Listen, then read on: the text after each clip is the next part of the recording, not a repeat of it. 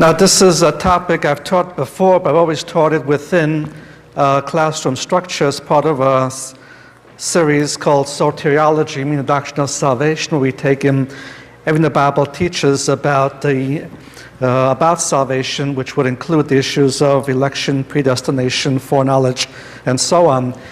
I generally avoid doing this topic on a Bible conference basis because it's easier to handle more in a larger setting, and plus this tends to create a lot of emotions, often generating to more heat than light. And so generally I never offered this as a choice among the topics I offer to churches, and the only reason I'm doing it here is because this church finally insisted I do it after 12 times I've been coming here. And as you recall, when the question and answers came up, I generally didn't want to get into this because this requires the larger picture. But since you asked for it, you're going to get it as a result of intense pressure for the last 2-3 years. Now, before we actually begin looking at the outline, I'll show you basically what I want to cover in certain segments throughout the 4 evenings. Let me present the issues that are involved in a much larger setting. And the larger setting has to do is how do you deal with two concepts that seem to totally contradict each other. The first concept is divine sovereignty, and the other question is the human freedom of the will. Now in scriptures you have several things that fall under the category of antinomies. An antinomy is two things which are both true, but they apparently contradict each other. It's not like a paradox where one thing might be wrong. You have two basic things the Bible clearly teaches being true, but they contradict each other. The most common antinomy, for example, is the Trinity. The Bible teaches God is one. The Bible teaches God is three. And those are two basic truths we simply have to accept by faith as being true, though as much as we try to explain it and the different charts we use, while they help to define the Trinity and unity of God, no matter how well we present it, at some point it's not fully comprehensible. At some point the illustration does tend to fall. So if you have an antinomy and you go too far one way or the other, you end up with a problem of false teaching. So if you go too far on the Trinitarian side, you end up into believing in tritheism, 3 different gods altogether. If you go into the unity extreme, the oneness extreme, you'll end up with modalism, where you deny that the 3 persons, the Godhead, and the teaching is that there is only one God who sometimes appears as the Father, sometimes appears as the Son, sometimes appears as the Holy Spirit. And for example, the Jesus-only teaching teaches that has gone to the unity extreme. So Jesus is the Father, Jesus is the Son, He's also the Holy Spirit. And always if you have an antinomy and you go too far one way or the other and don't keep the two things in balance, you'll end up in some kind of a false concept. The same antinomy holds true with what we're discussing over these 4 nights. The antinomy between the sovereignty of God and the free will of man, or human responsibility. So let me mention both of these individually, say a few things about each one. I'll give you a brief outline of 3 different ways people have tried to solve it, and then we're going to begin working through the outline and see if we can find a basic balanced view.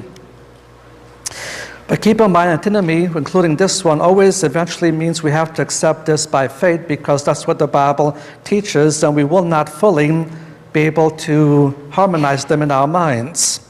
And again, if you go too far on the sovereignty side, you end up with one problem. You go too far on the human responsibility side, you'll have a problem. Take, for example, the new theology that's catching on in different circles called the openness of God. That's what they've gone too far to the side of human freedom and human responsibility, and the openness of God theology now teaches that God is not fully omniscient, and while God knows a lot, the one thing He doesn't know is the different choices people will make. So God doesn't know what choice you will make, this will make. God is not that omniscient. Now they've gone overboard to the human responsibility. If you go too far on the sovereignty side, then you end up teaching that there is absolutely no free will, and that the people who are saved whether they willed it or didn't will it, and some elect people are dragged into the kingdom screaming and yelling. And that has gone over to the sovereignty extreme. So again, let's look at the two concepts and keep in mind the Bible ends up teaching both. Let's talk about divine sovereignty. Now, the Bible clearly teaches that God is in control of this entire universe. He's in control of all events, whether they are physical events, catastrophic events, whether they happen to be human events. And God's sovereignty is emphasized over and over again throughout Scripture. And we'll be looking at some of these scriptures when the time comes.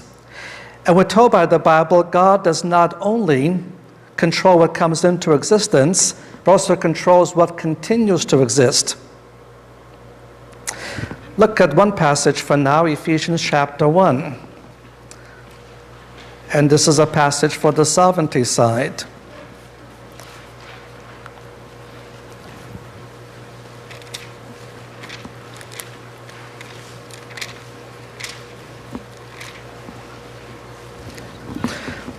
We'll come back to this passage more than once, but let me just use it as an example here.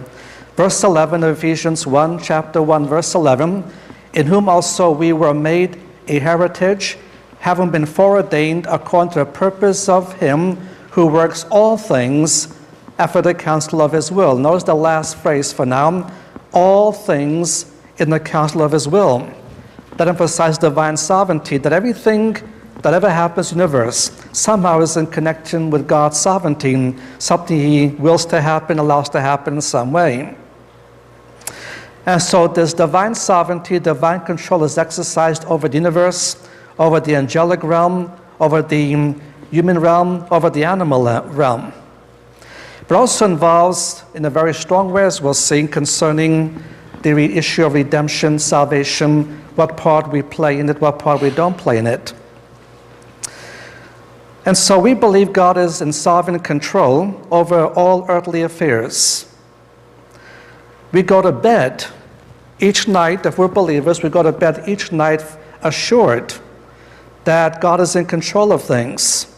Everything that's happening, whether we understand it or not, somehow fits within his all-encompassing preordained plan.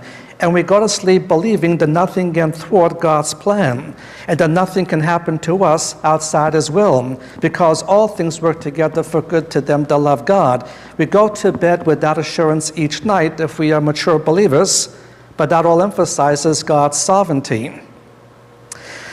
Let's talk about the other side of the coin, human responsibility, because the Bible also just as clearly teaches that individual people are responsible for their moral choices.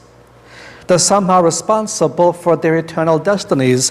Whether they end up in the lake of fire or in the New Jerusalem, that is somehow relevant to the choice they made.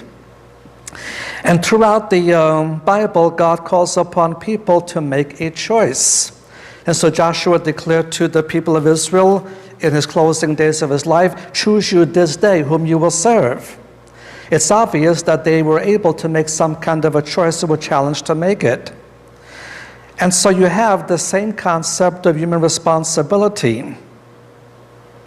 And even when we have statements in the Bible about God hardening the hearts of certain ones, like God hardening the heart of Pharaoh, it also says in the same context somewhere, Pharaoh also hardened his own heart.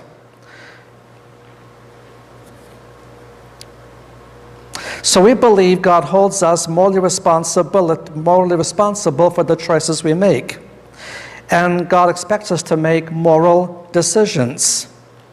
Now, if we are not able to make any moral decisions, if we really don't have such a will, what that means is that it is inconsistent for God to hold us responsible for choosing things that he himself predestined us to choose. And yet the Bible constantly exhorts us to believe, and after becoming believers, the Bible exhorts us to live godly lives, and the Bible holds us responsible for the choices we make, either as unbelievers or as believers.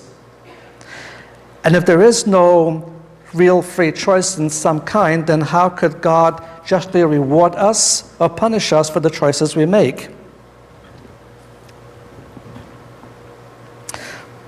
So these are the two issues you have to deal with. This is the antinomy.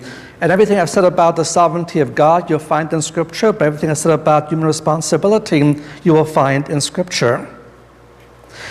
So that's the dilemma. How can both concepts be true?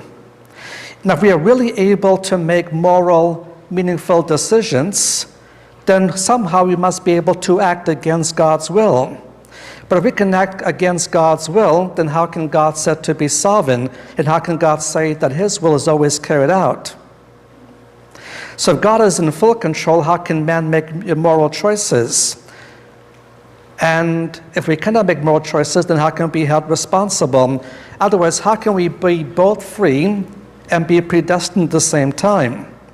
And the question this dilemma poses is, to what extent does human freedom pose limitations on God's sovereignty?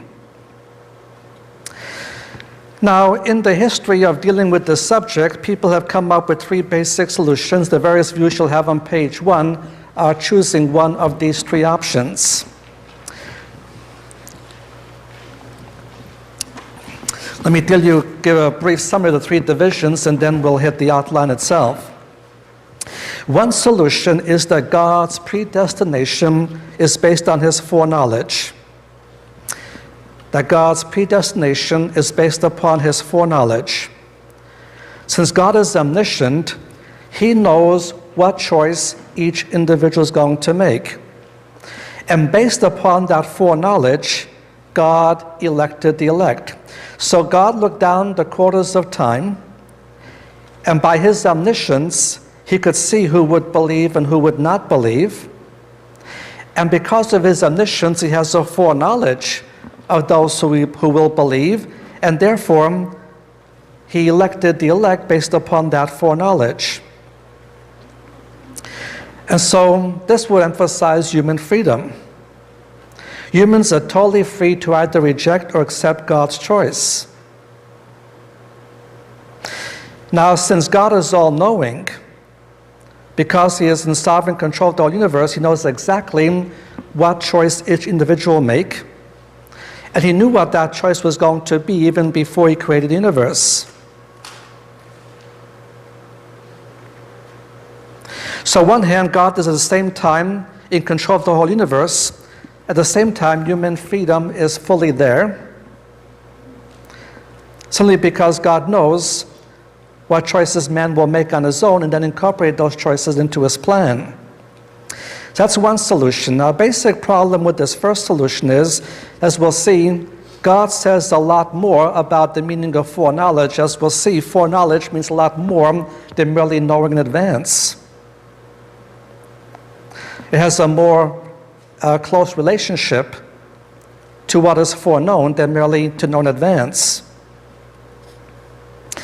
Now, if God chose based upon those who would choose him, there's not really an election on the basis of divine grace, but on the basis of human effort.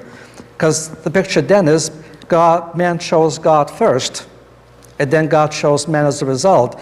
And so the elect make their choice and become elect as a result of it. So the first choice is made by man, not by God.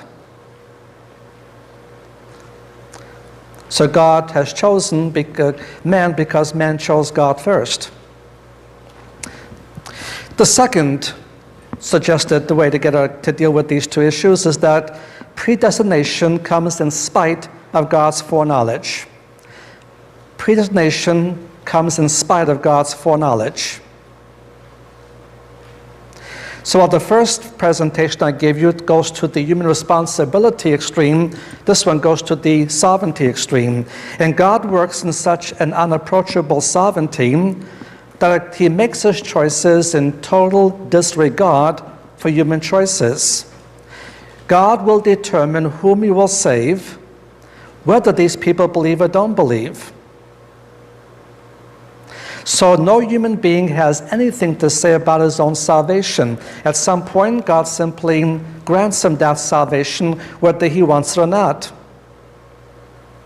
So this view is a total denial of free choice. In fact, those who hold to this view actually come out and say there's no such thing as free will.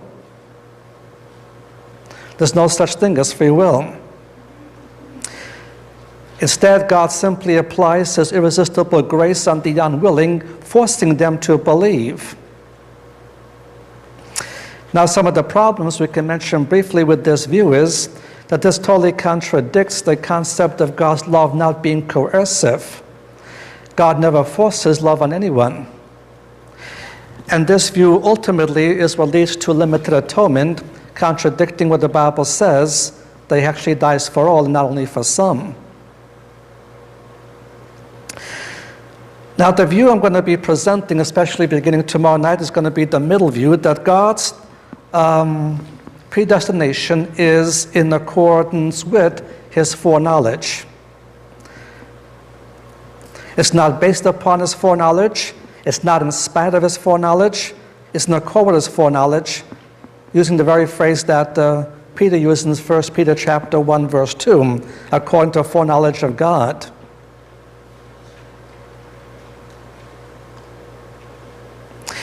So God's predestination is not based upon His foreknowledge of human freedom, nor is it in spite of human choices. As we shall see, ultimately, predestination and foreknowledge take place at the same point of time. It's not a chronological, logical order, but both are one and the same in their outworking.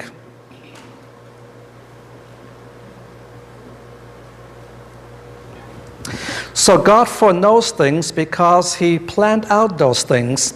Within that plan, He allowed men free choices to make in certain areas. Because whether you hold to foreknowledge only or predestination and foreknowledge, either way the end product is the same, because once God foreknows something, it has to happen. Otherwise, God will be wrong in what He foreknows. Once God foreknows something, it has to happen. Otherwise, God was wrong in what He foreknew. So, for example, God foreknew that Judas would betray Jesus, which meant eventually Judas would betray Jesus. Yet Judas was not forced to betray Jesus. Judas chose his own will to betray Jesus. There was no outer compunction from God to force him to do so. He acted out on his own free will and betrayed Jesus. That was the will of Judas. And yet God foreknew that would happen. And once He foreknew it, it was unavoidable. So ultimately, either way, you end up with the same product, as we'll see.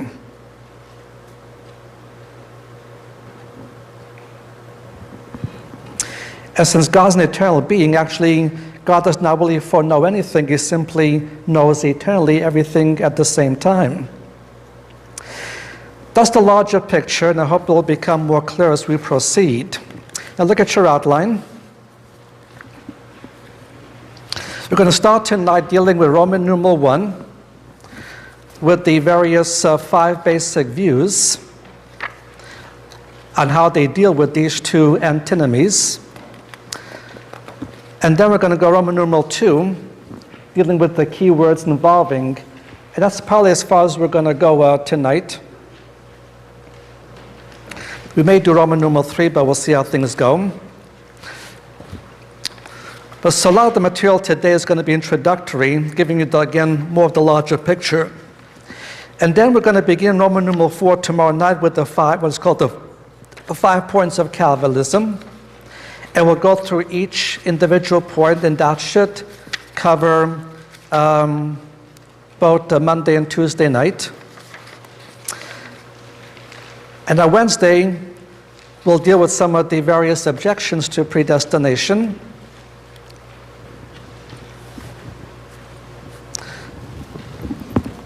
And if time allows, we'll cover some other areas which I did not put on the outline because I wasn't sure we would have that much time. Let me give you my own background to this material. This is probably the hardest thing of scriptural teaching that I ever had to come to accept. And because I was originally in my early training in my colleges I went to, they only presented two options. This option of capital B or the option of capital D or capital E. And I wasn't able to accept D and E, so I basically stayed with capital B. Later when I went to seminary, there was a whole new area exposed that was the medium area, and which I found to be the most biblical. So as of tomorrow night, as we go through the material, I'll be expounding on capital C. But we should say something about all these other views at first. Let's deal with capital A, Arminianism. Now take this chart that you were handed and hold it next to your first page. This way you won't have to write as much. The 5 points of Arminianism is, first of all, free will, meaning man has full human ability. So in their view, sin has polluted, the sin of Adam has polluted man, but we do not inherit the guilt of sin, we don't inherit the sin nature, so man has the ability to do good, even to become perfect. And so in this context, sin consists of acts of the will.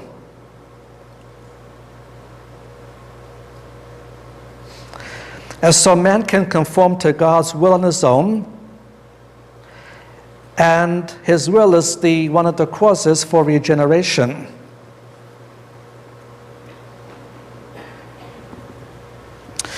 Point 2, conditional election based upon God's foreknowledge. And this view says that God looked down the corridors of time, and through his omniscience, he knew who would believe. So those who would believe were foreknown, and his election was based upon his foreknowledge. And so in this view, human responsibility takes a larger role, a priority, over divine sovereignty. Point 3, universal atonement, meaning that Christ did die for all and not for only one specific group.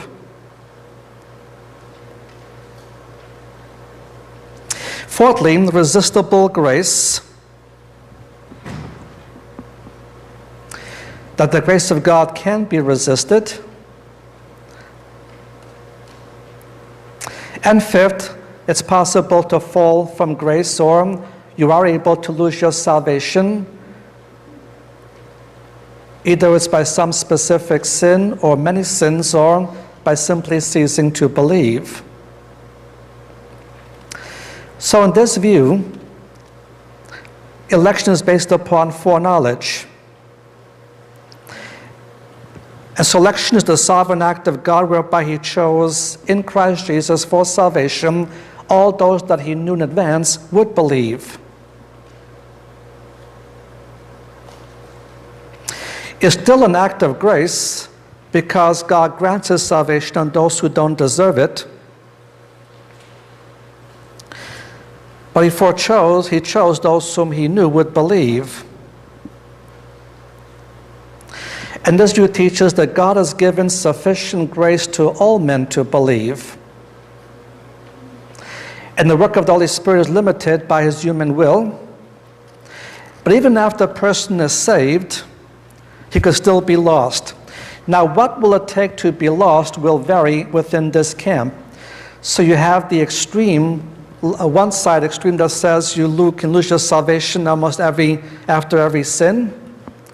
So you almost have to be saved, resaved, and resaved after every sin. In place of being born again, you're born again and again and again and again.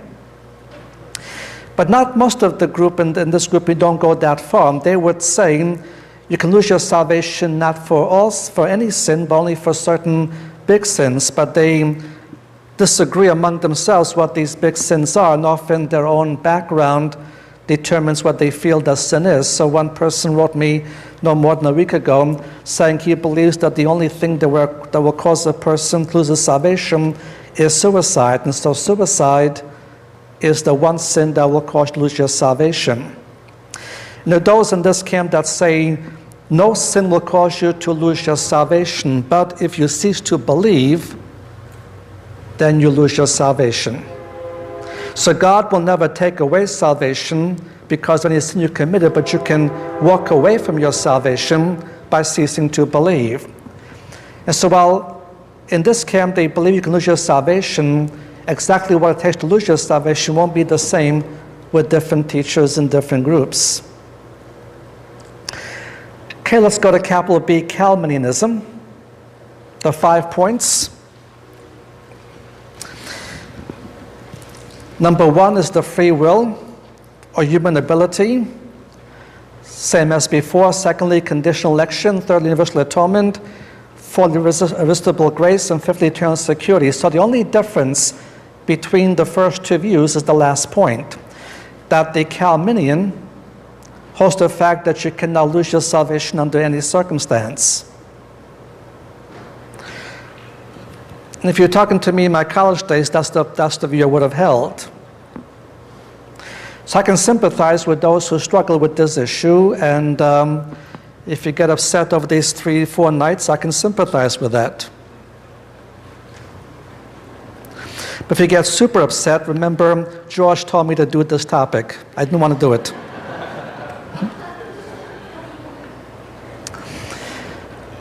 Let's go to the next view, moderate Calvinism. Now, the first two are mostly within the Arminian camp. The last 3 are in the Calvinistic camp. We deal with the 3 points of Calvinism. We're dealing with what's on the bottom part of the chart, the issue of the lapsarian position. The word lapse means fall, and it focuses on the fall of man. And the different lapsarian views depends how the decree to permit the fall fits within the divine decree. So how Calvinistic you are will determine where the lapse takes place. And so the moderate Calvinistic view holds to the first chart you have there, sublapsarianism, which is the 5 decrees. First of all, God decreed to create all men. Second came the lapse, the decree to allow the fall. Thirdly, the decree to provide salvation for all. Fourthly, the decree to elect some and bypass the rest. And fifthly, the decree to apply salvation to the elect when they believe. And salvation is applied only when they believe. And that's why in this view, faith must precede salvation. Faith precedes regeneration. Now the 5 points, number 1, total depravity. And all 3 groups you'll see say total depravity, but don't always define it the same way. Now I'll make the differences spend more so tomorrow night. But in this case, total depravity simply emphasizes the sin has touched every part of man. Secondly, unconditional election. By unconditional means God did not elect on the basis of foreseen faith. That was not the basis for election. It was not based upon what God knew people would believe, but He simply elected the elect unconditionally. Number 3, this is the view of Calvinism that holds to unlimited atonement. Insofar as what the Bible teaches that Jesus died for all. He provided salvation for all. Fourthly, irresistible grace. And fifthly, perseverance of the saints, though normally this view prefers the expression eternal security. Now, why perseverance of the saints is because Calvinists like to work with a flower called tulip, T-U-L-I-P, because this was developed in Holland. The tulip is the Dutch flower, and so based upon that, they like the word tulip, total depravity, unconditional election, L stands for limited atonement, irresistible grace, and the peace, the perseverance of the saints. Because in their view, they believe all saints will persevere to the end, never fall into carnality for any length of time. So while we keep the perseverance of the saints, for the moderate Calvinism, the preferred term is eternal security, or the perseverance of God. That God perseveres for the saints, not necessarily the saints always persevere. That would be the middle ground that I hold. Let's go to the strict Calvinist. The strict Calvinist holds to the lapsarian view that's called in the middle chart there, infralapsarian. Infra meaning later. And so the decree is the decree to create. Second, the decree to permit the fall. Third, the decree to elect some.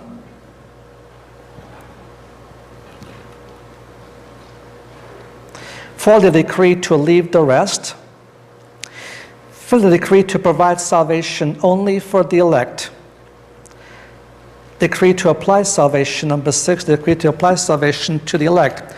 This is the key difference between the two views, between what moderate or strict or 4-point or 5-point Calvinism, is that in 4-point Calvinism, God provides salvation for all.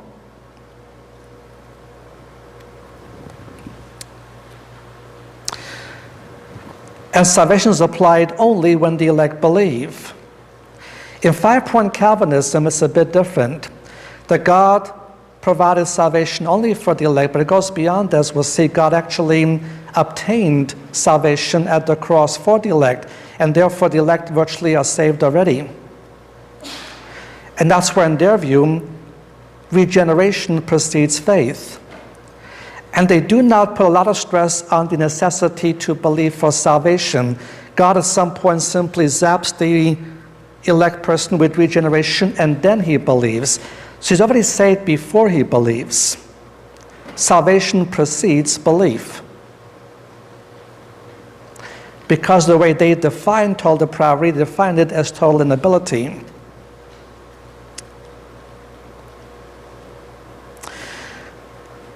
And so their 5 points are, number 1, total depravity. Secondly, unconditional election.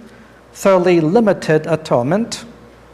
Fourthly, irresistible grace. And fifthly, the perseverance of the saints. So this group does teach the saints will persevere to the end. If they do not, they were never saved to begin with. And so people in this Calvinism deny such a thing as carnal believers. They don't believe that believers can become carnal. They believe they can fall into sin, but they cannot fall into continuous sin. So somebody who falls into continuous sin means he wasn't saved to begin with. That's why the 4-point prefers eternal security, because that focuses on God keeping the elect secure, as though against the saints that the saints have to persevere before they can be sure they're really members of the elect. And that's why in this area there's often a lack of assurance. Because how do you know you've persevered to the end, till the end? But the key distinction between moderate and strict Calvinism is point number 3, unlimited limited atonement. And because we'll be dealing with this extensively, defending unlimited, we should say a few things about how they defend limited atonement.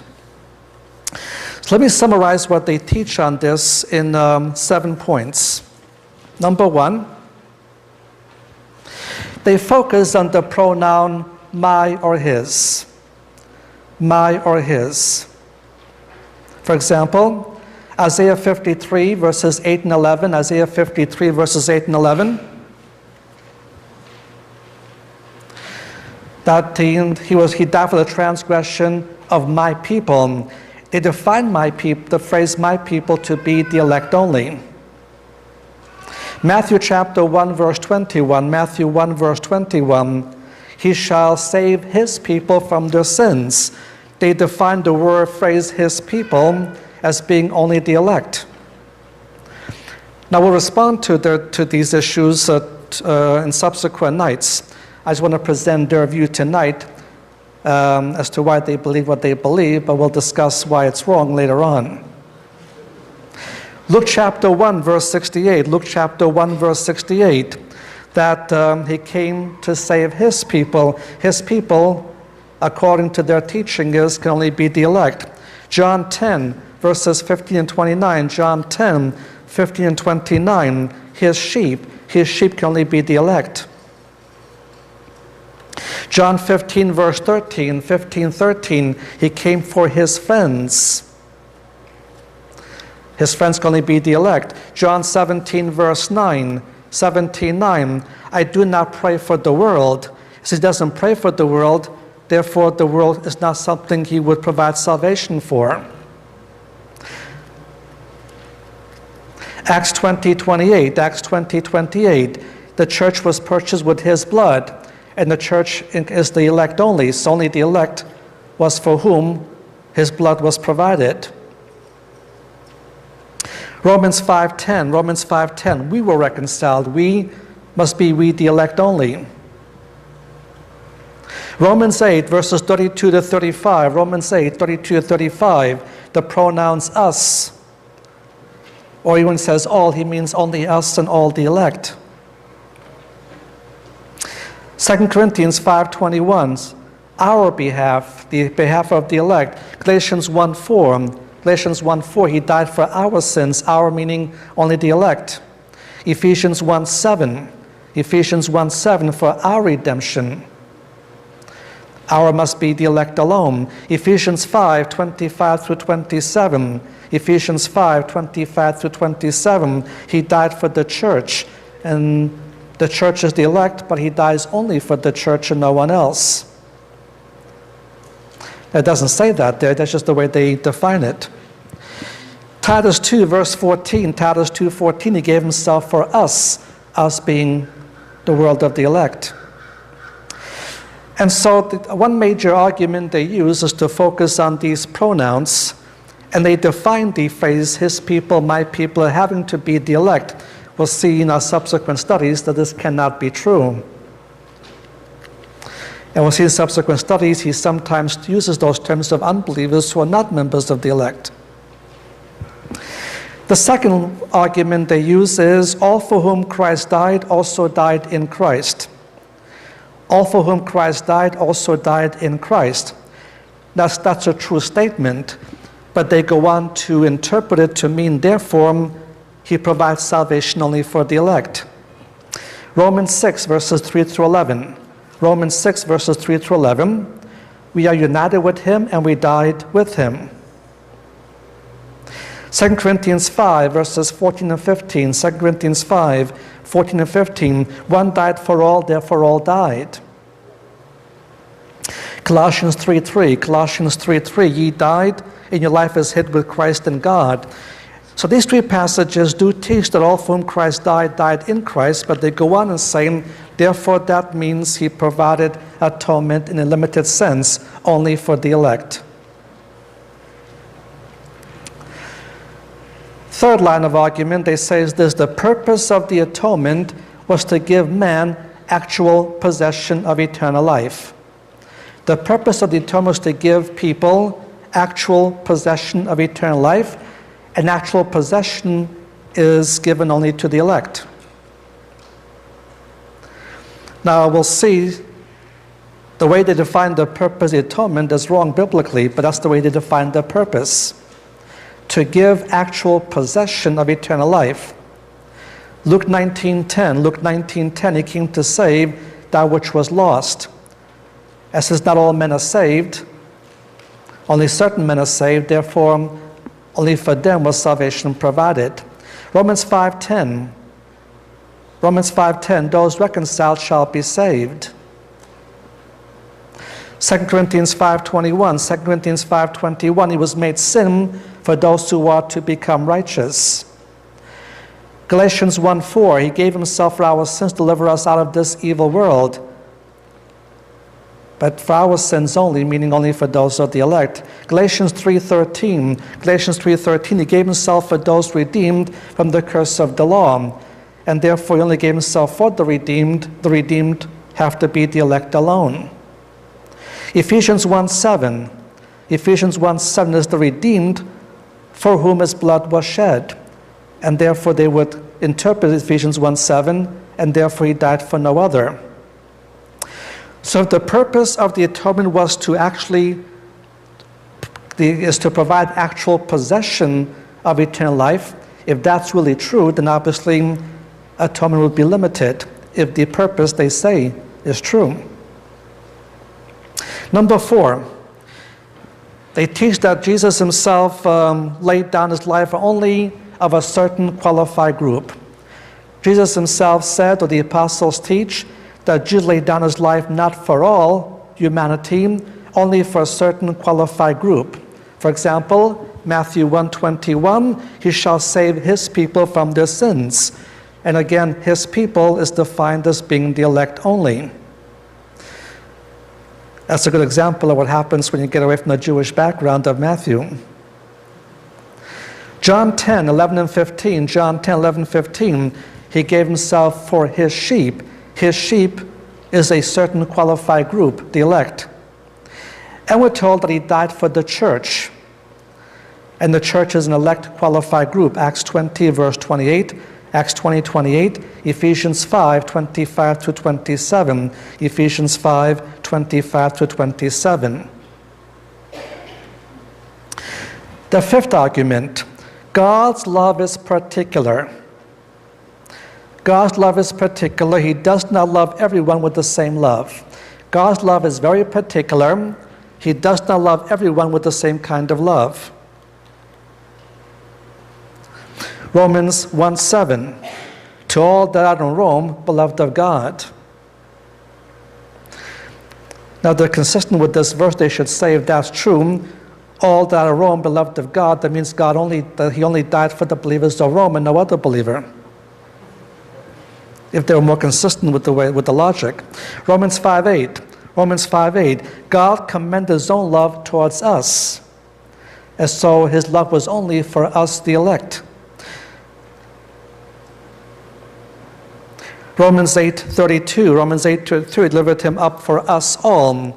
Us, he loved only the elect. Romans 9:13, Jacob I have loved, Esau have I hated. And Jacob was a member of the elect, that's why he was loved. Esau was not part of the elect, therefore he was hated.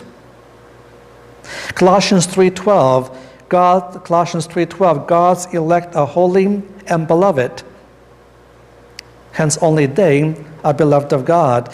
1 Thessalonians chapter 1, verse 4, 1 Thess 1:4, knowing, brethren, beloved of God, your election, so only the elect are loved of God.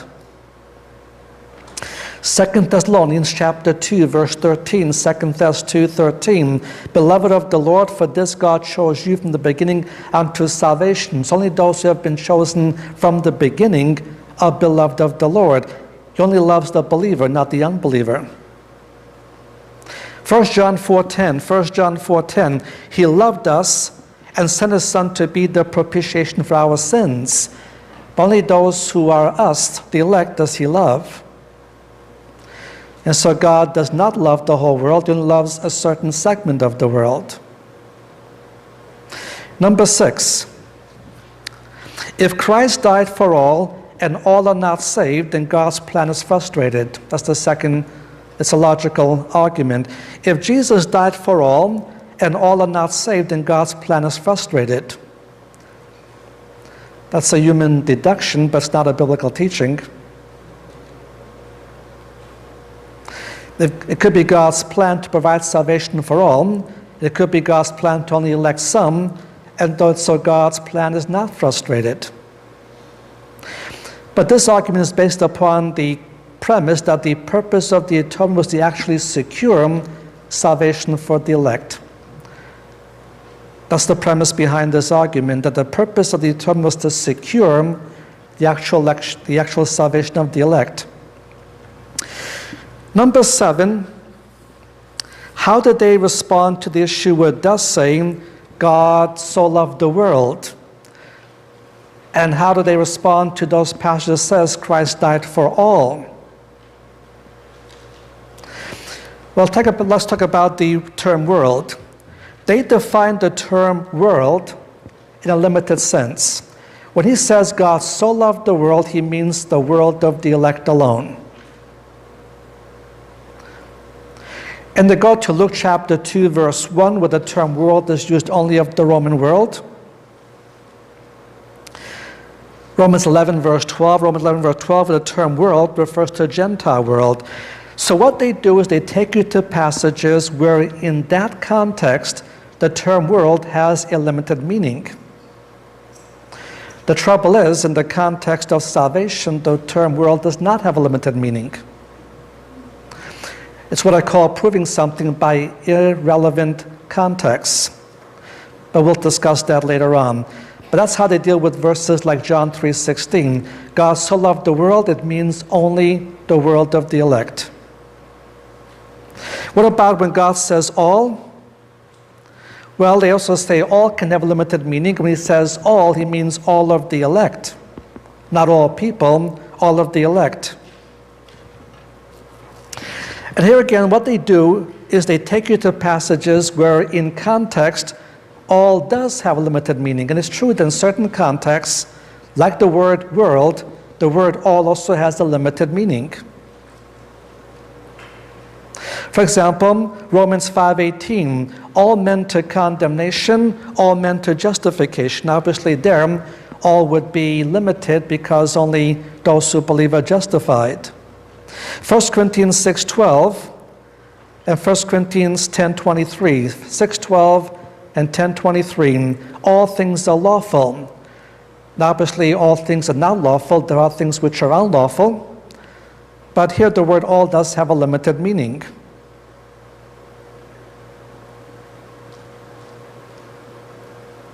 First Corinthians 15:22, in Adam all die, in Christ shall be made alive. That too have limited meaning. In Adam all die. That's mostly true. It wasn't true for Enoch or Elijah. It won't be true for those living in the time of the rapture.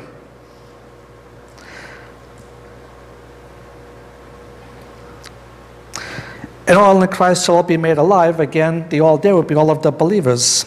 Ephesians 1:23, the fullness of him that fills all in all. Again, contextually, that will be limited all.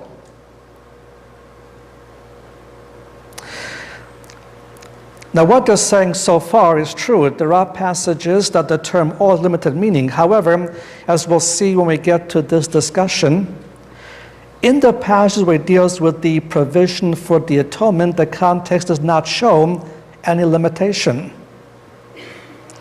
In these passages, the context itself shows that the term all is limited. But in the context we'll look at that talk about the provision of the atonement, that context does not limit the term all. Here again, it's called what I call the fallacy of irrelevant contexts.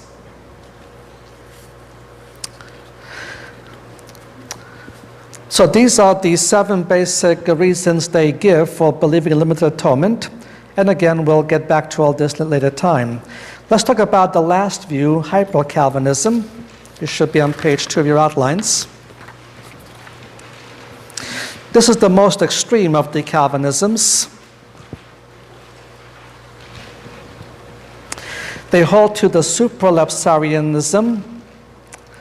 And so you notice that in the first 2 views, election follows the fall, but here the election is the most important element.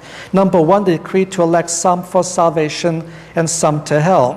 This view automatically holds to double predestination. People have not only been predestined to go to heaven, they were predestined to go to hell. That's the only view that holds to double predestination.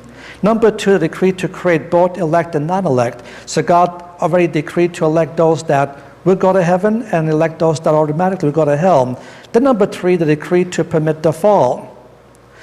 Number 4, decree to provide salvation for the elect. Number 5, decree to apply salvation for the elect. Elect the strict Calvinist, the hyper-Calvinist believes the same thing, that the cross itself applies salvation. The cross itself applies salvation to the elect, and therefore regeneration precedes faith. There's not a lot of emphasis on having to believe to be saved. And number 6, the decree to condemn the rest to hell. And so the 5 points of hyper-Calvinism would be: number one, total depravity. Secondly, unconditional election, but again, the uniqueness here is double predestination. Now, as we'll see, the term predestination is only used in reference to believers. The word predestination scripturally is only used in reference to salvation, never to damnation. So don't have a biblical text that teaches that some are predestined to hell. This is simply a logical conclusion they derive at. The Bible is very clear that believers are predestined, but there is no mention of any decree to predestine some to hell. In fact, the word he uses, or the phrase he uses, is he simply passed the others by. He elected some, the rest he passed by. And the biblical picture, as we'll see, is that because we have inherited the sin nature of Adam, all humanity is already under the condemnation and heading for hell. From the time we were born, we're already heading for hell. And God elected some to salvation, the rest he simply passed by. It is not God's predestination that sends them to hell, it's their own sin that sends them to hell. Then they hold to limited atonement, irresistible grace, and perseverance of the saints. So these are the 5 basic views of this whole issue. It's already 7 o'clock, so what I think I'll do is I won't try to get from numeral 2. We'll pick it up with this tomorrow and move down the outline further.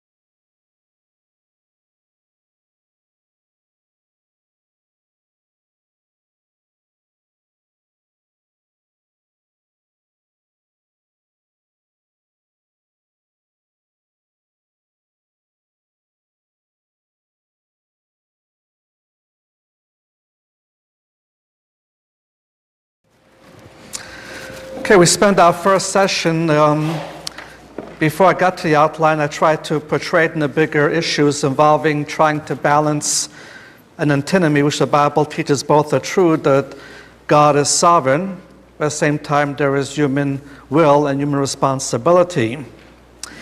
And then we began going through the outline, and on that issue I pointed out there are 5 basic positions, and so we went through the 5 basic positions and what they hold on specific areas, and eventually we'll begin defending the middle ground, that of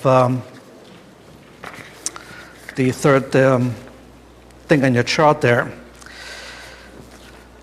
But we're at page 2, and next I think I want to do is to go Roman numeral 2 and discuss some key words concerning predestination, and these are terms that appear in various predestination and election passages. So we'll define these terms, say things about them here and there, and then as we go through the actual 5 points, we shall notice how these terms are used, and we begin looking at the times they appear in scriptures. Capital A, the first key word is foreordination. Predestination and foreordination is really the same thing, the same Greek word.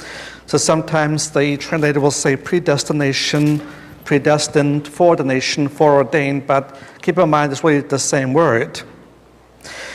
And literally the word means to mark off beforehand, to fix beforehand, or to determine beforehand. To mark off beforehand, to fix beforehand, to determine beforehand. The word is used 6 times in the New Testament. And the first place when I turn to it is Romans chapter 8, where it appears twice. Romans 8.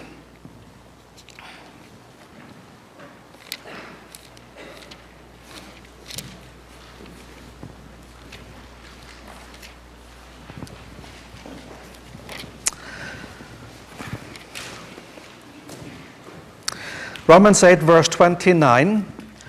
For whom he foreknew, he also foreordained or predestined to be conformed to the image of his Son, that he might be the firstborn among many brethren, and whom he foreordained or predestined, the second usage, them he also called, whom he called he also justified, and whom he justified, them he also glorified. So in these 2 usages, it is specifically a reference to believers that have been predestined or foreordained.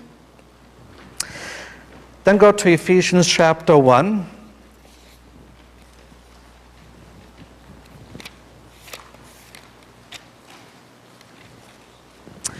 Ephesians 1 verse 4, Ephesians 1 verse 4.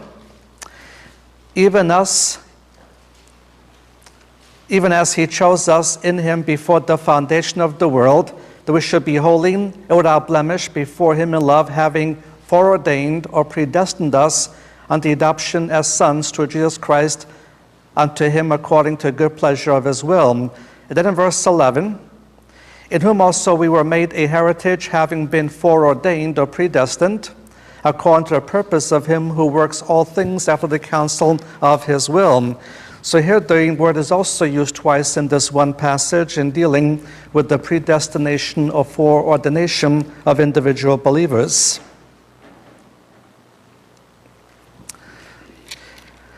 Then if you look back to 1 Corinthians chapter 2,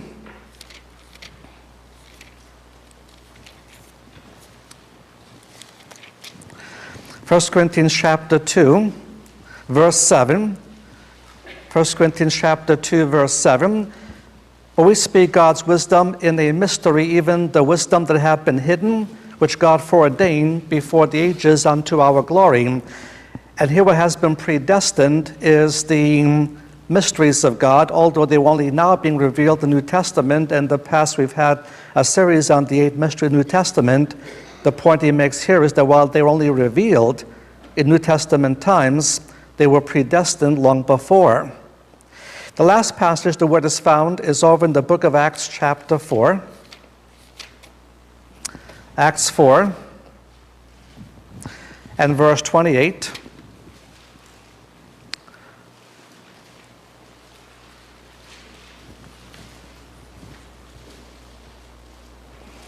In verse 27, he lists specific individuals and groups who were specifically guilty of Messiah's death. Individually, he names Herod, Pilate. Corporately, he mentions Israel and the Gentiles, and these were acts of men. But in verse 28 says, to do whatsoever your hand and your counsel foreordained or predestined to come to pass. And this is in reference to Messiah's death, and that his mistreatment and death at the hands of these individuals and these groups was predestined long ago.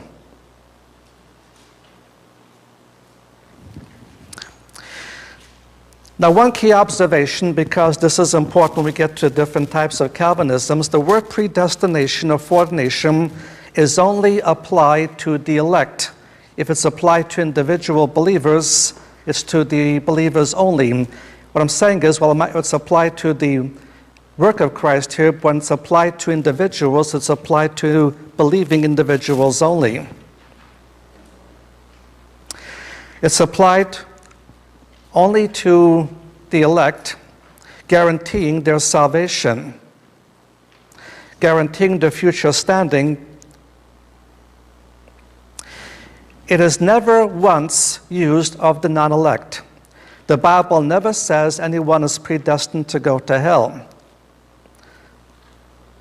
And to avoid going to the either extreme in an antinomy, we always have to be careful to stop where the Bible stops. One might argue logically, and the hyper-Calvinist does argue logically, since he predestined some to be saved, automatically has to mean he predestined some to go to hell.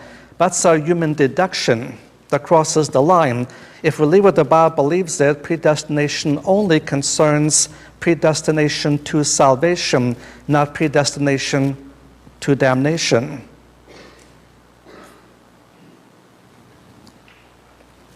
Second key word is the word decree. The basic meaning of when the Bible talks about decree is the act by which God establishes the certainty of what he has planned or determined. So once God has set out a plan, he issues a decree to make sure that what he has planned does come to pass. And Ephesians 1:11, a passage we read yesterday, Ephesians 1:11 clearly states that in the decree of God, it includes everything that happens in the whole universe, leaving nothing out. That everything that happens is somehow involved within the decree of God.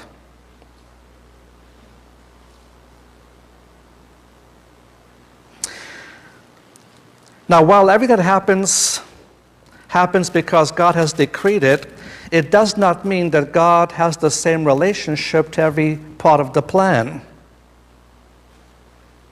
So by God's decree, he establishes the certainty of everything that has been planned, predetermined, predestined.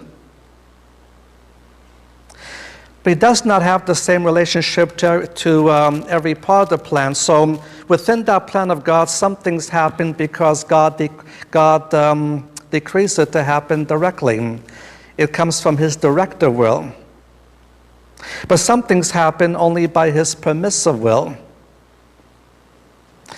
So Romans chapter 1, verses 24 through 28, Romans 1, 24 through 28, when he talks about what happens, the pagan world has rejected the revelation given through creation, God simply gives them up for them to go down into their various sins. And the progression is from idolatry to heterosexual immorality to homosexual immorality, and God simply gives them up to these things.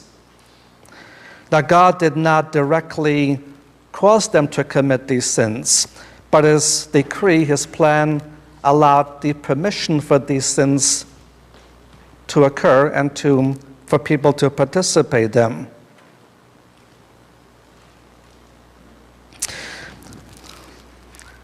So because God does permit certain things to happen, like sinful acts of men, God is not directly responsible for those things in his plan as he is directly responsible for those things he actually directly wills to cause to happen.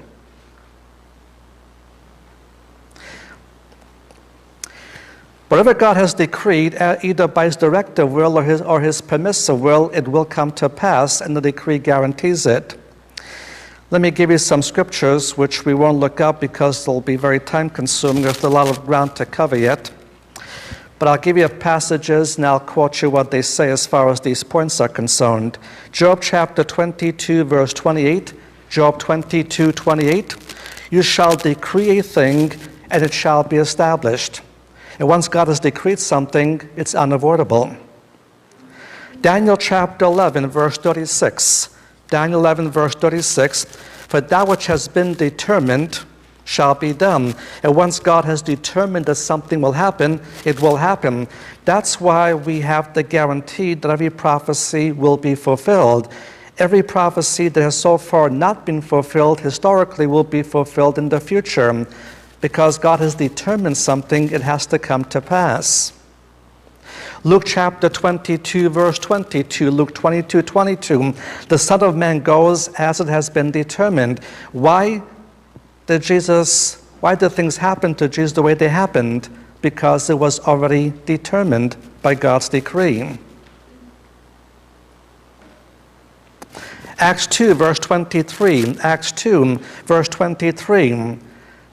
Again, what Jesus suffered, he suffered by the determinate counsel and foreknowledge of God. By determinate counsel and foreknowledge of God. And again, the passage we did read a few moments ago, Acts 4, 27 and 28. Acts 4, 27 and 28. Whatever those individuals and groups did, it was because God had so decreed it to come to pass.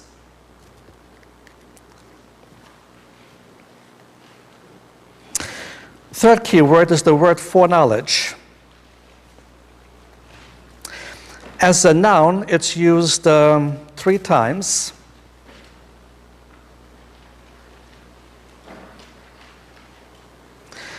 Romans 8:29. Romans 8:29. Concerning believers' salvation. 1 Peter chapter 1, verse 2. 1 Peter 1, verse 2 of believers' salvation. But in Acts 2, verse 23, Acts 2, verse 23, it's used of the sacrifice of Jesus.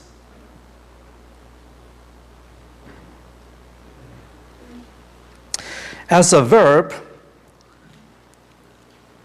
it's used in Romans 11, verse 2. Romans 11, verse 2, that he foreknew Israel.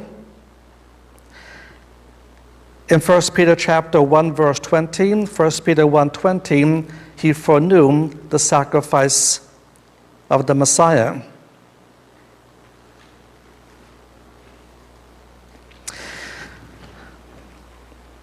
Now, the first 2 views I mentioned yesterday, both the Arminian view and the Calvinist view, focuses a lot on this word.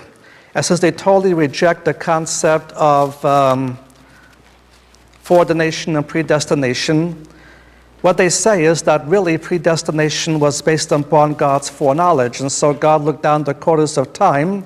He could see what those who would believe. And because he foresaw their faith, he then elected them accordingly.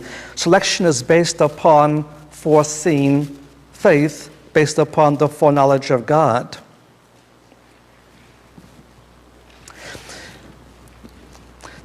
The main problem with that view is that the basic usage of the term does not mean to merely know in advance, but to know in advance because of pre-planning.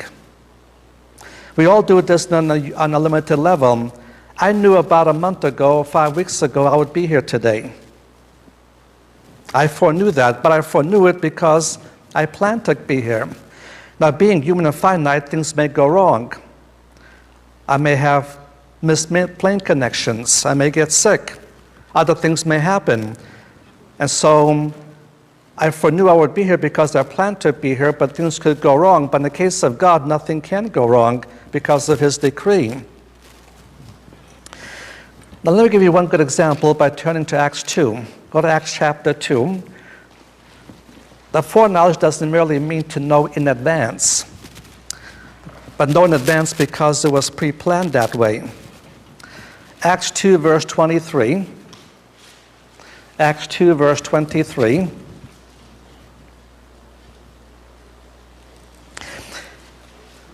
Him being delivered up by the determinate counsel and foreknowledge of God, ye by the hand of lawless men did crucify and slay. Now, does this verse only mean that God simply foresaw that they would kill the Messiah? That God did not have in his plan Messiah would die. He looked down the future and he saw they would kill the Messiah. Obviously, if you look at the total record, God foreknew Messiah would die because it was already planned for him to die from the foundation of the world. He was the lamb slain from the foundation of the world. And even in this verse, the foreknowledge is based upon God's determinate counsel or decree. God decreed Messiah would die for sin. And because God decreed it, that's how he foreknew it.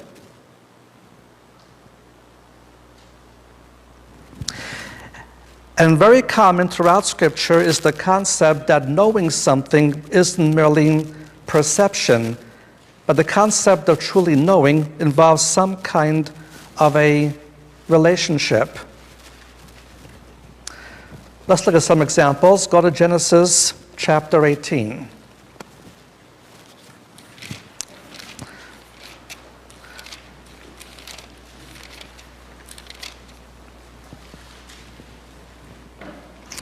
Genesis 18, verse 19.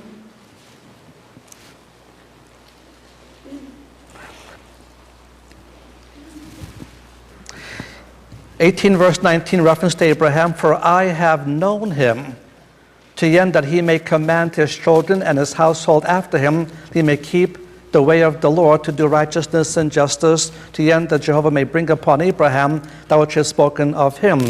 But the word knowing here doesn't mean he simply knew who Abraham was, not mere mental perception. He had a special relationship with Abraham, a covenantal relationship, and that's the emphasis of knowing. Look at Exodus chapter 2. Exodus chapter 2.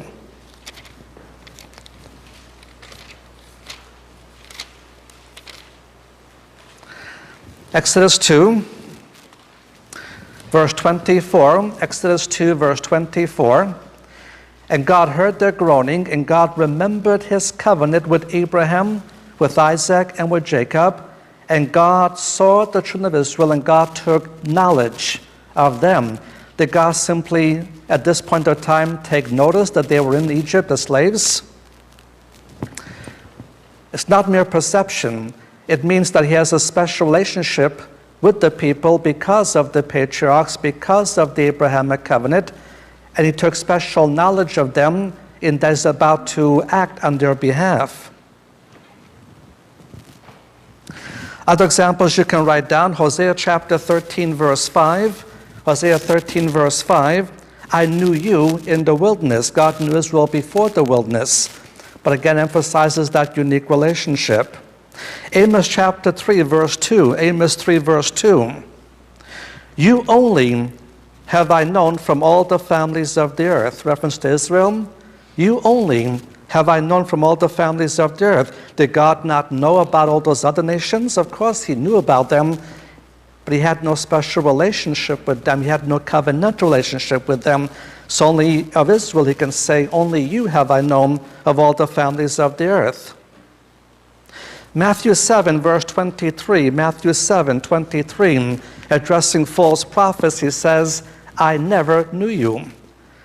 Now, being omniscient, he obviously knows who they are and what they are. But he never knew them in that he had no unique relationship with them.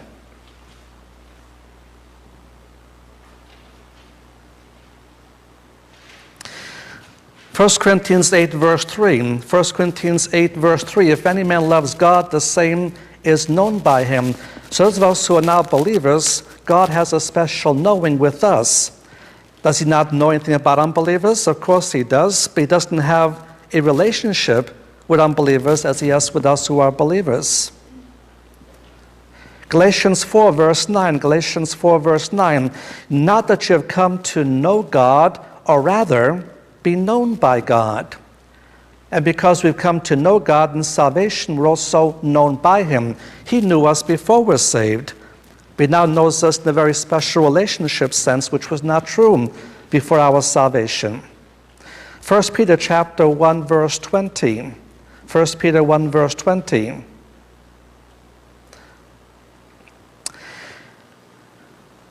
So when dealing with the passages dealing with the issue of foreknowledge, although someone to interpret it as foreknowing their fate, actually it never says that.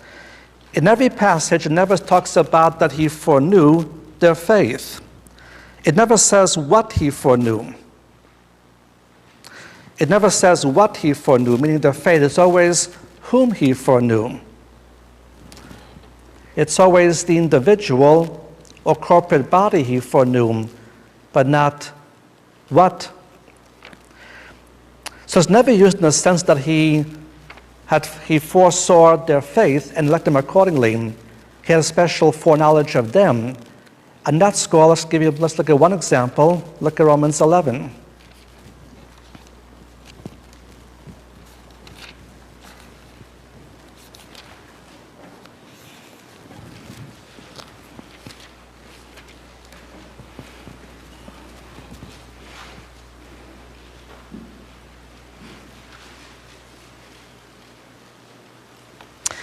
Romans 11, verse 2. Romans 11, verse 2.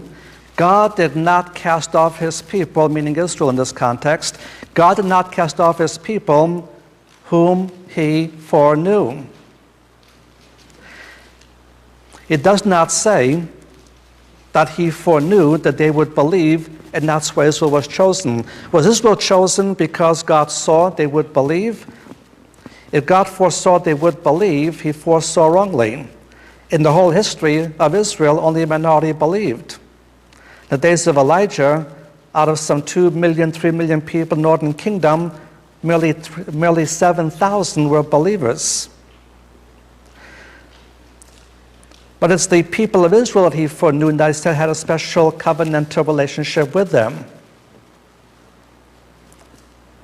Look at chapter 8, verse 29. Chapter 8, verse 29. He says, for whom he foreknew. It doesn't say what he foreknew. He foreknew their future faith. It's whom he foreknew. It's an individual relationship because he foreknew them, because he foreordained them.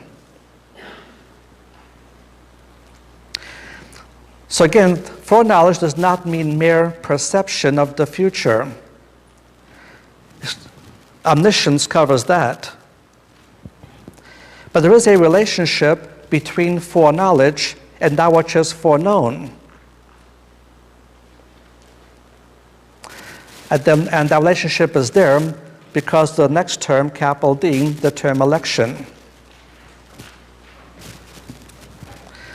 The basic meaning of election is to choose.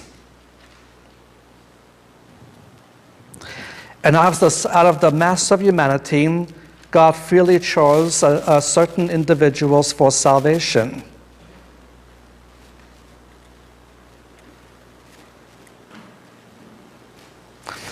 And we'll get back to that when we get into the 5 points, because one of those 5 points is unconditional election.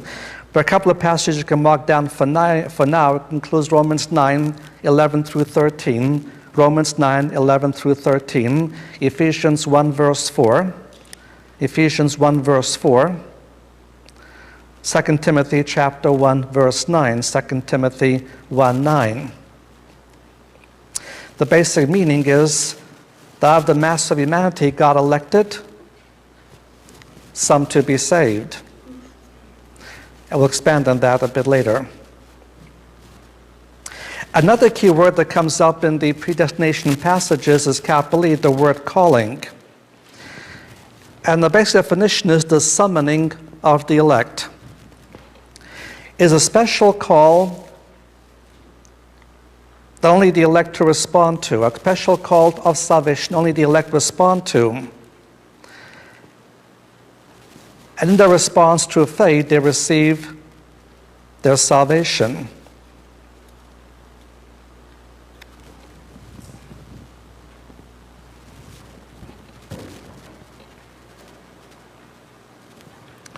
So John 6, verse 44, John 6, 44, no man can come to me except the Father draw him.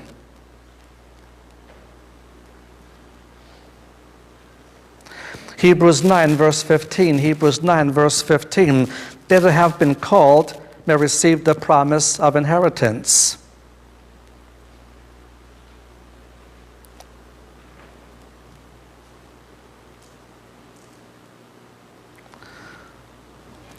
Romans 9:11, we haven't been saved by works, but by him who calls us.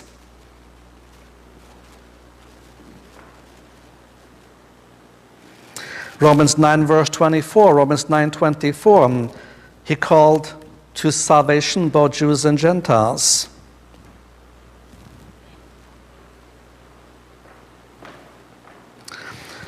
And quite a few other passages that I'm not going to list for the sake of time, but this is a rather common term. And while there is a general call, a call that goes out to all to proclaim the gospel, there is a special call to which the individual believer responds.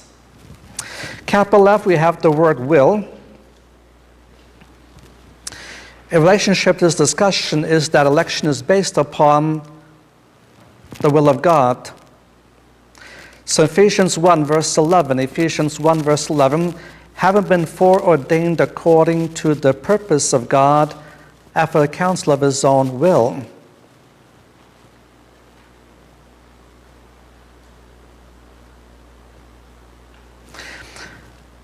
Another term that comes up in these discussions, capital G, is purpose.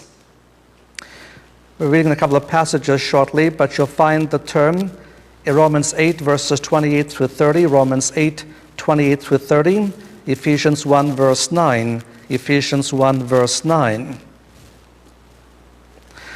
The point is that predestination is not capricious, it has a purpose in view. Capital H, good pleasure. All that comes to pass is for the good pleasure of God, Ephesians 1, 9, Ephesians 1, 9. Philippians 2, verse 13, Philippians 2, verse 13, it is God who works in you both to will and to work for his good pleasure. Because ultimately the purpose of all these elements is to achieve the glory of God.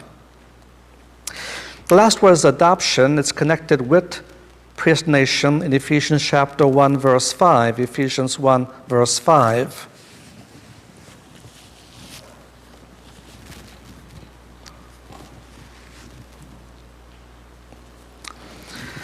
Now, as far as key passages, I'm going to list for you 3 key passages. We'll take time to read 2 of them. The one is too extensive, and there'll be other singular passages we'll make references to as we go down the outline. But the longest passage is Romans 9 through 11. Romans 9 through 11. Let's read the 2 shorter passages. The second one is Romans 8, 28 through 30. Romans 8, 28 through 30. And we know that to them that love God, all things work together for good, even to them that are called according to his purpose. For whom he foreknew, he also foreordained to be conformed to the image of the Son, that he might be the firstborn among many brethren. And whom he foreordained, them he also called. Whom he called, them he also justified. Whom he justified, them he also glorified. And also several of these terms we just finished covering appear in this passage. And you find the same number of terms or more in our third passage, which is Ephesians 1.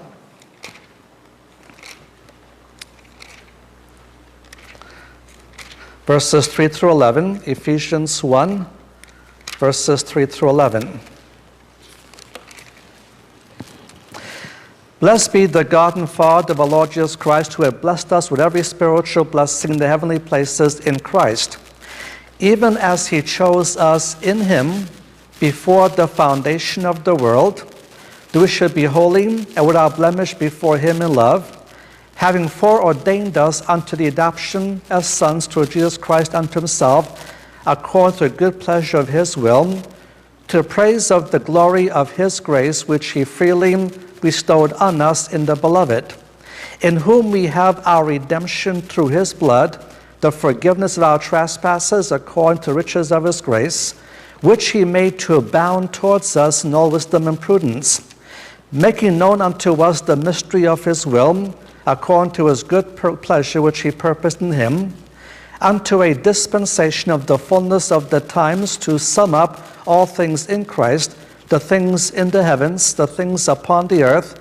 In him I say, in whom we also were made a heritage, have been foreordained according to the purpose of him who works all things after the counsel of his will. And we'll see how often in our working on the outline we'll have to make references to these three primary passages, though they're not the totality of them. Okay, with that in mind, let's move to Roman numeral 4. I mentioned we'll go through what's called the 5 points of Calvinism. The 5 points I'll be presenting here is the moderate Calvinistic perspective. And as we go through these things, I'll begin to delineate differences between this and what some others in other systems may say. And again, it's usually based upon the Dutch flower tulip, T-U-L-I-P, but because in this particular view we don't hold limited atonement, it's tulip with a speech impediment, tuip. And the first thing is the T, total depravity.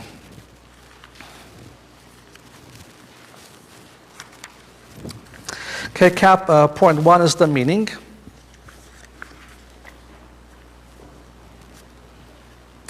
The basic meaning is the man, when he fell into a state of sin, has lost all ability to do any spiritual good.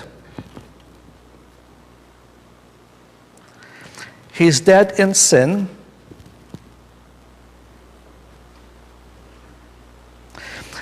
And there's nothing he can do that will commend him to God in any way insofar as salvation is concerned. There's nothing man can do that would even remotely help him earn his salvation. So man basically fails the test of being able to please God. And no single act of man, no matter how good, carries any merit before God. It's total in 2 ways. It's total because, first of all, it affects all people. All of us are from Adam.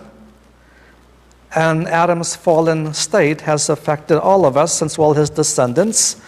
And secondly, sin has affected every part of man. And to help define it even better, let me state it both negatively, what it does not mean, and then positively, what it does mean. Negatively, total depravity does not mean 4 things. Number 1, it does not mean everybody is as bad as he can be.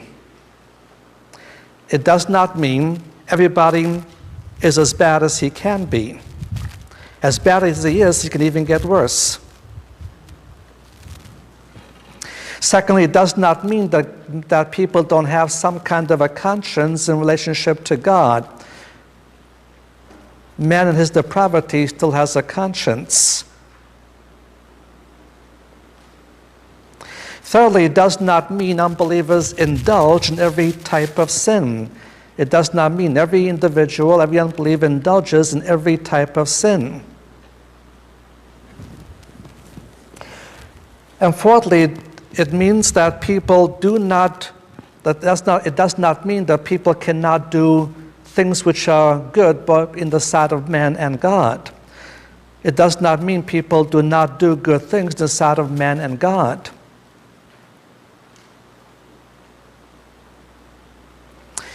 But positively, it means 2 things. Number 1, it means that corruption extends to every part of man's being. Sin has touched every part of man. And secondly, no matter what good things man does, it cannot commend him to God for righteousness' sake.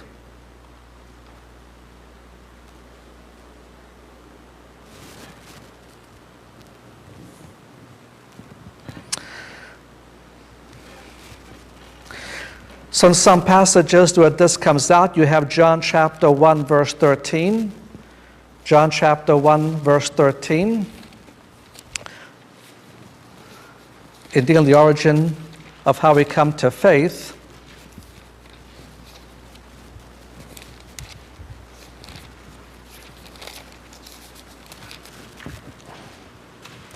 Who were born not of blood, nor of the will of the flesh, nor of the will of man, but of God. And the point is that depravity is such that man left to himself, purely to himself, will not be able to will to be saved as such. John 6, verse 44. John 6, verse 44. I'm on the point 2, by the way, scripture. John 6, verse 44. No man can come to the Father except the Father that sent me draw him. I'll raise him up in the last days. So left to himself, no man is able to come to God the Father, not until some kind of divine drawing takes place. Later in verse 65, he said, for this cause have I said unto you, no man can come unto me, except it be given unto him of the Father.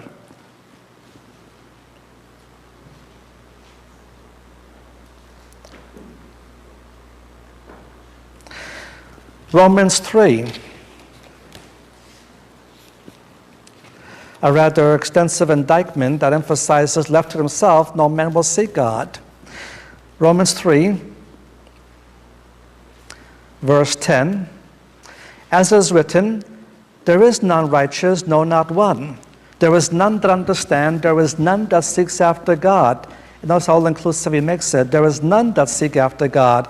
They have all turned aside, they have altogether become unprofitable. There is none that does good, no, not so much as one.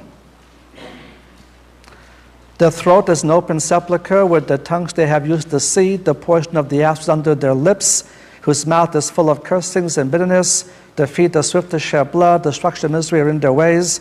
The way of peace they have not known, there is no fear of God before their eyes. The title passage is verses 10 through 18. But he says more than once, no one, and even focuses on the number one, not even one. Left to himself, total depravity means nobody will ever see God left to himself.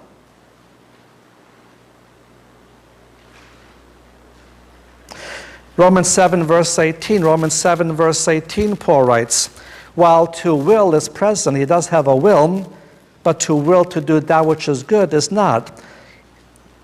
He has a will, but he can't seem to exercise the will to do the right thing. 1 Corinthians chapter 2, verse 14. 1 Corinthians chapter 2, verse 14. Speaking about the natural man or the unbeliever, he does not have the capacity to understand spiritual truth. Natural man receives not the things of the Spirit of God, for they are foolish unto him. And why not? Because he cannot know them. There's a basic inability there left to himself. 2 Corinthians 4, verse 3 and 4. 2 Corinthians 4, verse 3 and 4. The gospel is hid to them that are lost because they have been blinded by Satan. Ephesians 2, verses 1 through 3. Ephesians 2, verses 1 through 3. And you did he make alive when you were dead to your trespasses and sins, when you once walked according to the course of this age, of the prince of the powers of the air, the spirit which now works in the sons of disobedience, among whom we also all once lived in lusts of our flesh, doing the desires of the flesh and of the mind, were by nature children of wrath, even as the rest. He talks about being dead in sin, and therefore once we were children of wrath until we were saved. Ephesians 4, verse 8. Ephesians 4, verse 8. Titus 1, verse 15. Titus 1, verse 15. 1 John chapter 5, verse 9. 1 John 5, 9. He says the whole world lies in the lap of the wicked one.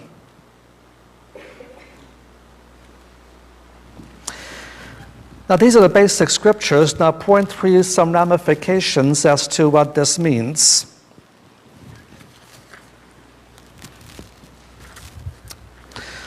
I'll list you some 7 ramifications. Number 1, the emphasis of depravity is on the condition of the one before he is saved. The emphasis is on the condition of someone before he is saved.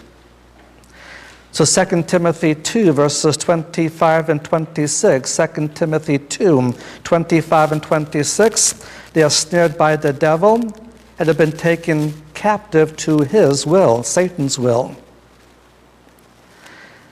Galatians 3, verse 22, Galatians 3, verse 22, man is under sin, and the scriptures have shut up all under sin.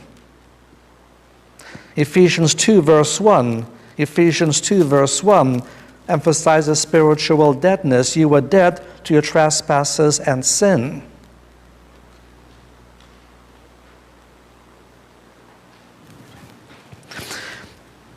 So a picture of those who are born into a state of depravity, they're viewed as already being condemned. And notice when we deal with these passages, they're not saying they'll be condemned after they die. Those who are born under sin, under Adam, are in a condemnation already. John 3, verse 18. John 3, verse 18. He that believes not is judged already. He's already under divine judgment. John 3, verse 36. John 3, verse 36. He that obeys not the Son shall not see life, but the wrath of God abiding in him, present tense. He's already under the wrath of God. Romans 1, verse 18. Romans 1, verse 18, present tense. The wrath of God is revealed from heaven against all unrighteousness, ungodliness of men. And we have to picture depravity the way God views it, that all humanity is already under sin, already under judgment, already under wrath, heading for hell and a lake of fire. They were not predestined that way. They were born that way. And left to themselves, as Romans 3 has taught us, not one of these members of mass humanity heading that way will begin to see God if left exclusively to themselves.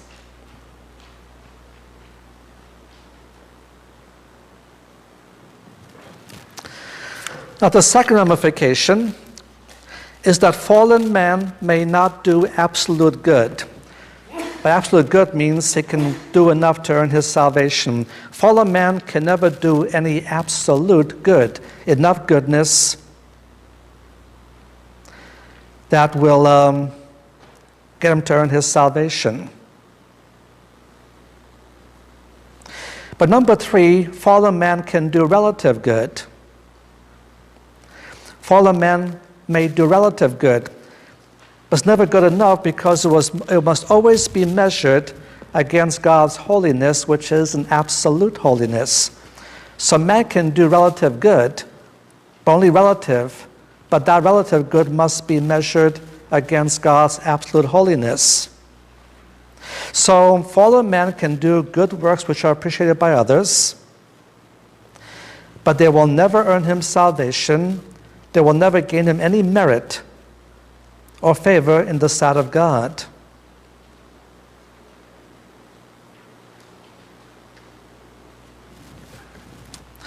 Number 4, fourth ramification. Man does have free will, but the free will is limited by his nature.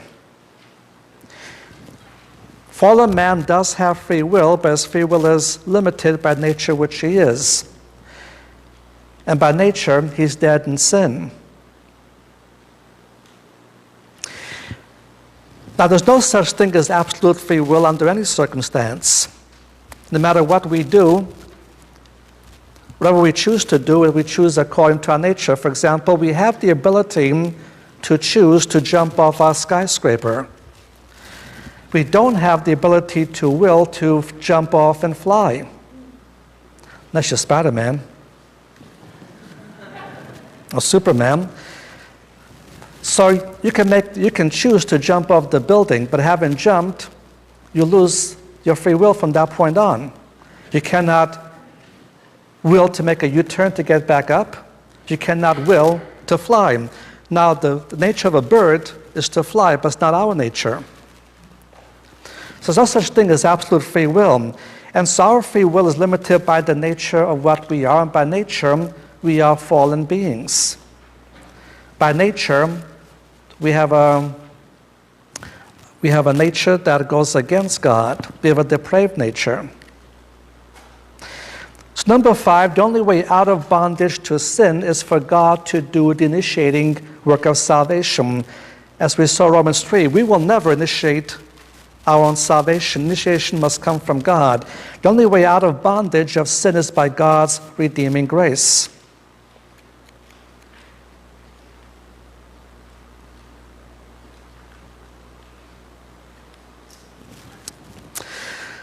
And number 6, how does this work with free will of man? Man is free to come to God, but the point is, because of his sin, he's not able to. He's not able to. In other words, God never keeps anyone from believing. Now, if that's true if you're a moderate Calvinist. Now, those who are strict and hyper-Calvinists will often teach God does keep people from believing. But that's not ever said, that's never stated that way in Scripture. God does not keep anyone from believing any more than God, as we'll see, forces anyone to believe. So God does not keep any individual from believing. God does not keep the non-elect from believing. It's his own sin that keeps him from coming to God.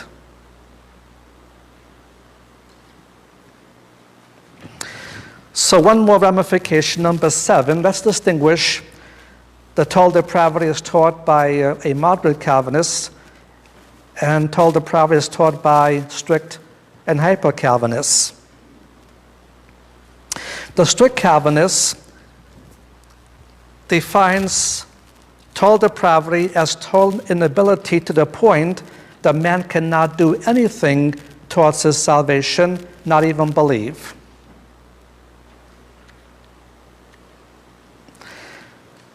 If the inability is so total that man cannot do anything towards his salvation, not even believe. And that's why the strict Calvinist and the hyper-Calvinist both teach that regeneration precedes faith. And the man must become spiritually alive before he can believe. Let me quote you how they would put it from their writings. For example, one strict Calvinist says, faith is not the cause of the new birth, but the consequence of it. In other words, you first are born again, then you believe. That's how they teach it. That's because of their extreme view of what total depravity means. Faith is not the cause of the new birth, it's a consequence of it. Another writer says this, and I quote, we have nothing to do with our spiritual birth. It occurs with or without our consent being asked. It doesn't matter whether you want to be saved or not, you're forced to be saved. It occurred without our consent being asked. If any person believes, it's because God has quickened him. And if any person fails to believe, it's because God has withheld that grace. Only the soul dead in sin, when it's first transferred to spiritual life, then it exercises faith and repentance. And that's why the strict Calvinist and the hyper-Calvinist does not stress believing all that much.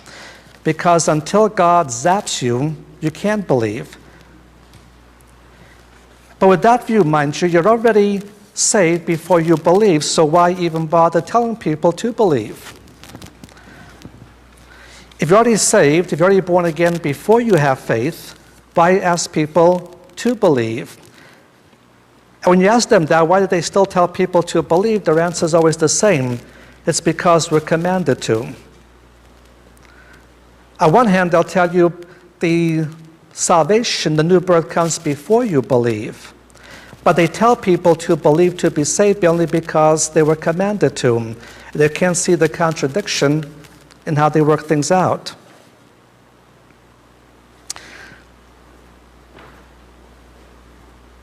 Here's another way a strict Calvinist and hyper-Calvinist would answer the question, what must I do to be saved? Well, Paul answered the question rather simply. What must I do to be saved? Believe in Lord Jesus Christ and you shall be saved. But how does a strict and hyper-Calvinist answer the question? He answers it this way. What must I do to be saved? Nothing. You cannot do anything. You are dead and totally unable to respond to God until you are regenerated. You have no part in salvation. God must do it all. You cannot exercise saving faith. And later on,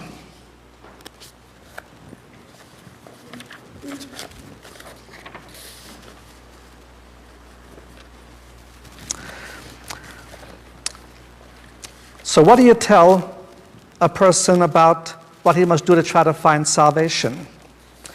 Now, what they're saying is that since you can't do anything to be saved, God must regenerate you first, and then you have faith, but they want to say even that faith itself is a gift from God. It doesn't come from anything you do. That faith itself is a gift from God. And so you really cannot be saved till God gives you the faith to be saved. So what does a sinner have to do to get saved? Well, one systematic theologian that is a strict Calvinist says he suggests you do these three things. You tell an unbeliever to do three things. Number one, read and hear the divine word. Read the Bible. Secondly, give serious application of the mind to the truth. Thirdly, then pray for the gift of the Holy Spirit to regenerate you. Now here's what he has to believe. Why don't you just tell the unbeliever, believe on Christ and you will be saved? But because you have to be regenerated first, all you can do is go home, read the Bible, pay attention, and ask God that He'll give you the gift of faith so you finally can be saved. A very well-known radio Bible teacher from California believes the same thing. So he says at the end of a message, this is how he gives the invitation. Faith is a gift from God. It is permanent. The faith that God gives begets obedience. God gave it to you and He sustains it. May God grant you a true saving faith, a permanent gift that begins in humility and brokenness over sin, ends up in obedience unto righteousness. That's true faith. It's a gift only God can give. If you desire it, pray and ask that God will grant it to you. This is the problem. These strict and hyper-Calvinists are telling people that there's nothing they can do to believe until God gives them the belief which they could believe.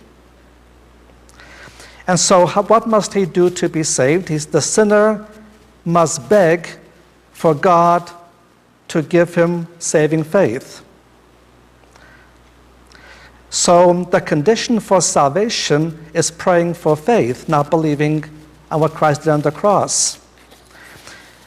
Don't seem to see the contradiction because they claim the reason that that regeneration must precede faith is because the person is totally dead in sin. But not looking at a person dead in sin, they're asking him to read the Bible, to believe it, to beg God to give saving faith. That's a pretty lively corpse. That's a pretty lively corpse.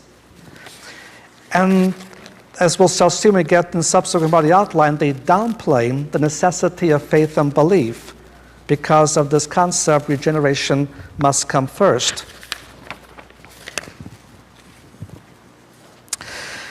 Now that's the extreme view of total depravity. But if you stick to what the text says, total depravity means that man left to himself will not see God. Total inability is true if man is left to himself.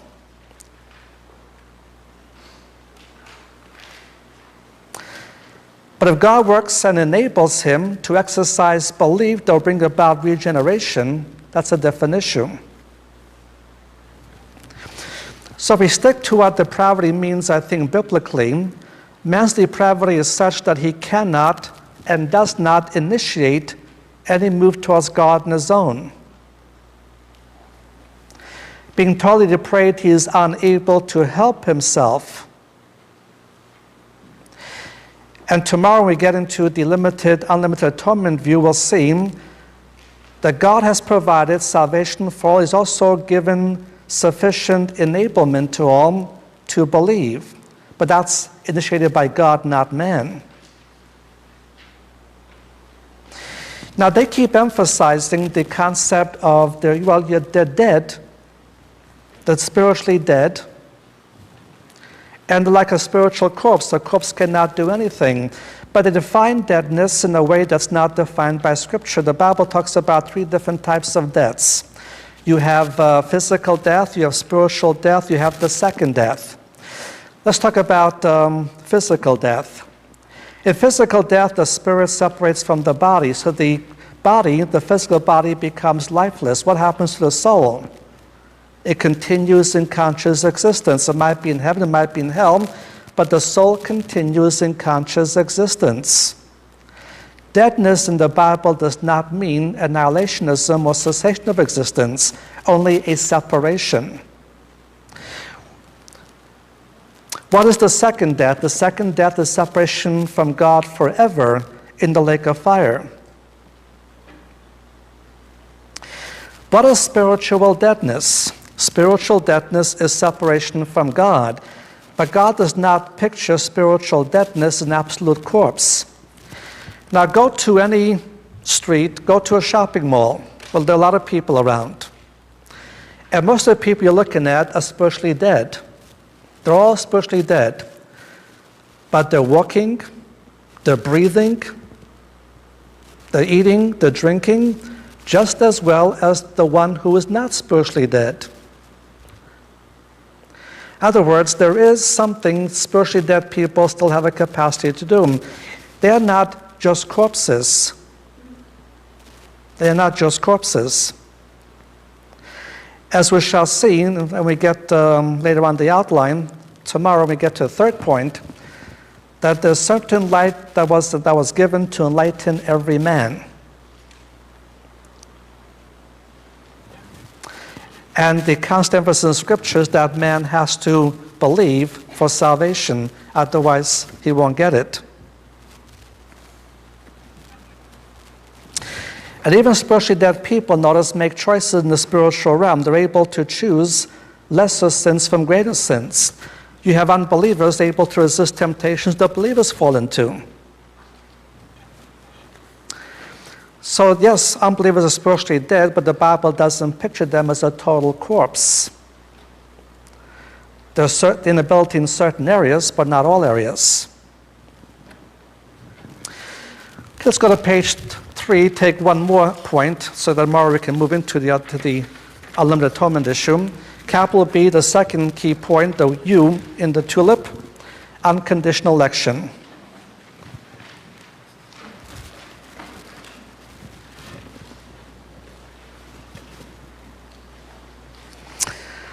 Unconditional election, the basic meaning refers to the plan of God, the eternal plan of God, where on the basis only of his own good pleasure and not on the basis of foreseen faith or merit, he chose some to be saved. It's the eternal plan of God, whereby only on the basis of his good pleasure and not on the basis of merit or foreseen faith, he chose some to be saved. Out of this mass of humanity already under condemnation, already heading for hell the moment they're born, he chose to save some.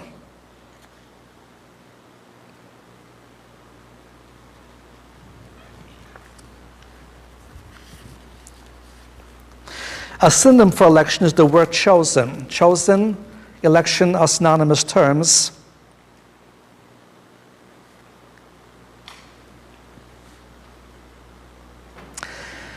Scriptures include Ephesians 1 verse 4, where which gives us with the timing of this event. He chose us in him before the foundation of the world.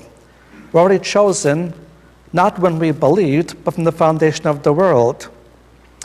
2 Thessalonians chapter 2, verse 13, 2 Thess verse 13, God chose you from the beginning unto salvation. God chose from the beginning unto salvation. Election means that the person that has been elected will eventually come to salvation. A good example is look at Acts 13. Acts 13.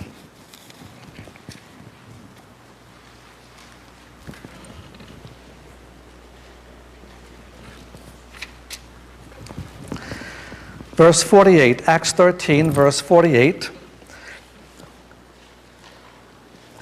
As the Gentiles heard this, they were glad and glorified the word of God. Then note, as many as were ordained to eternal life believed.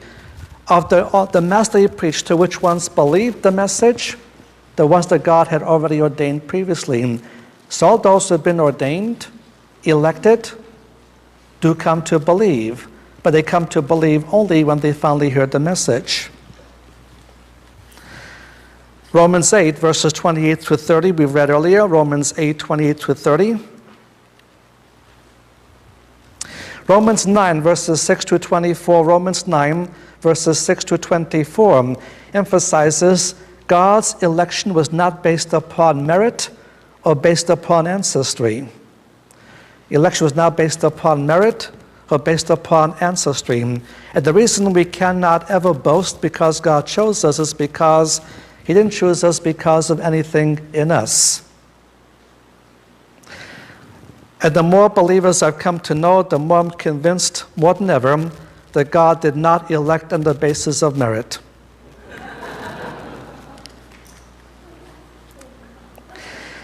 A passage we read earlier, Ephesians 1, verses 3 through 14, Ephesians 1, 3 through 14, teaches that predestination was determined beforehand.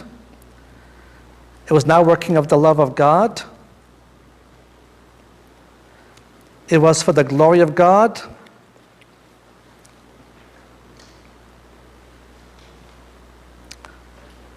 Colossians 3, verse 12, Colossians 3, verse 12, 1 Thessalonians chapter 1, verse 4, 1 Thess 1, verse 4, 2 Thess 2, verse 13, 2 Thess 2, verse 13, he says, God chose you from the beginning.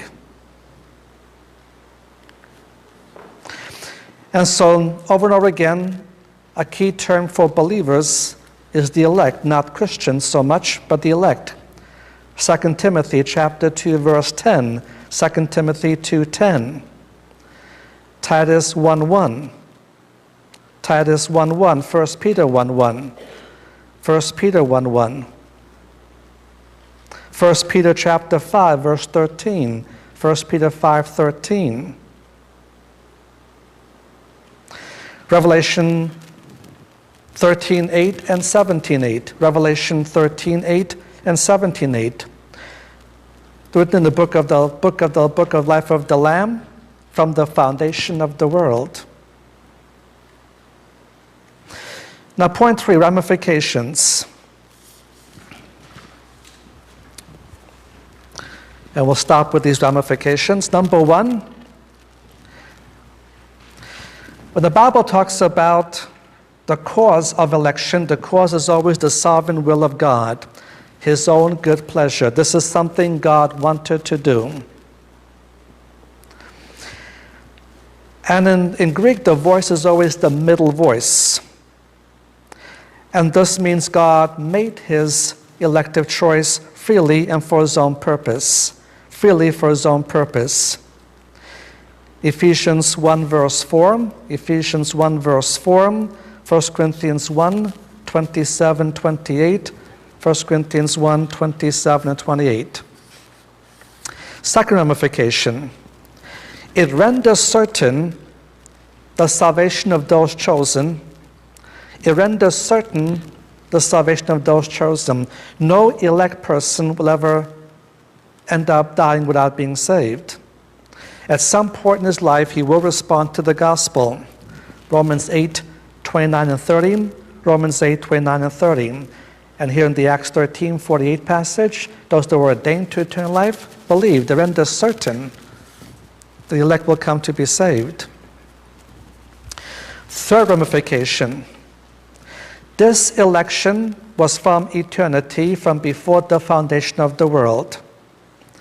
The election took place from eternity, from even before the foundation of the world. Ephesians 1 verse 4 and 5. Ephesians 1 verse 4 and 5. He chose us from before the foundation of the world.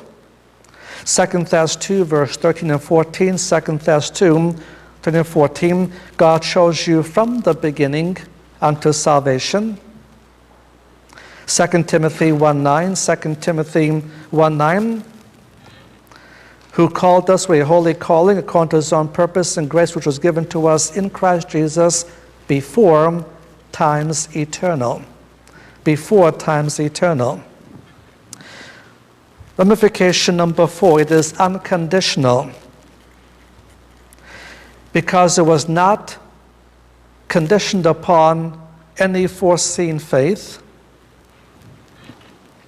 It was not foreseen, it was not conditioned upon the future good works. It was not based upon anyone's merit. Romans 9:11, Romans chapter 9 verse 11, the purpose of God according to election might stand, not of works. The purpose of God according to election might stand, not of works, but of him that calls. 2 Timothy 1:9, 2 Timothy 1:9, who saved us and called us according to his own purpose and grace.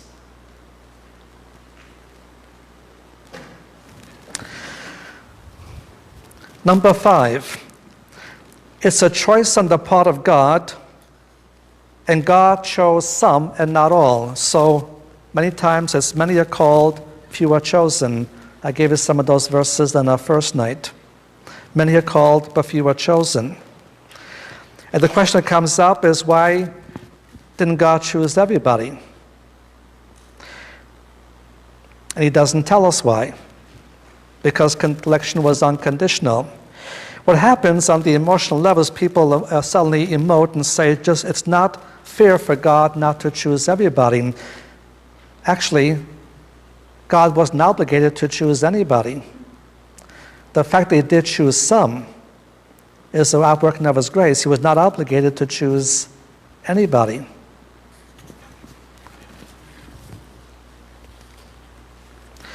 Number 6, the choice was based upon something in God, not in man. The choice was based on something in God, not in man. God's election is always grounded in his own being and for his own glory. His election is grounded in what he is, his own being, and for his glory.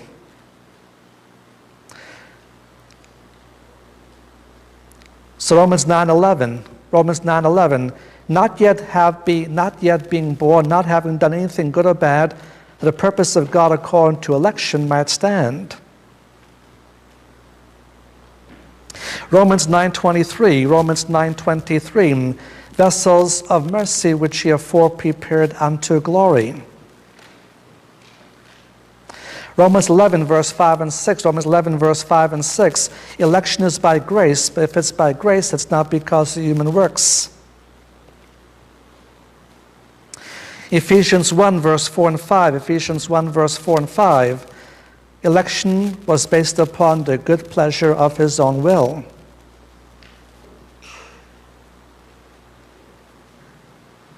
Number 7, election is based upon God's foreknowledge, which in turn is based upon God's decree. Election is based upon God's foreknowledge, which in turn is based upon God's decree or foreordination. So again, the foreknowledge is not merely known in advance, but known in advance because of pre-planning. Romans 8:28-30, 1 Peter chapter 1 verse 2. 1 Peter 1 verse 2 was according to the foreknowledge of God. Elect according to the foreknowledge of God. Number 8. Election is sure of fulfillment. But election itself does not result in salvation. Election does not result in salvation. It guarantees the elect person will be saved. And that's why in moderate Calvinism there's a strong emphasis on preaching the gospel. Election does not mean the elect will be saved anyway. Election does not mean the elect will be saved anyway. Election means the elect will be saved a certain way. That certain way is they must hear the gospel and they must believe the gospel. And so they're out there right now, elect people out there, they're not saved yet. There are elect people, unsaved elect people walking around, and they will eventually come to salvation, but not before someone tells them the gospel.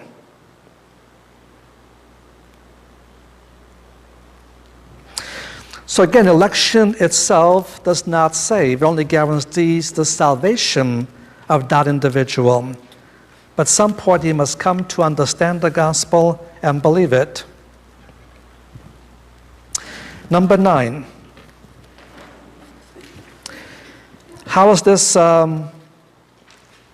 relate to human freedom? It's in harmony with human freedom because no one is forced to believe. Now, the strict Calvinist and hyper-Calvinist might say that the elect are forced to believe. But if we keep it in a moderate, leave where the text leaves it, no one is forced to believe. Everyone that does believe wants to believe. Philippians 2, verse 13. Philippians 2, verse 13.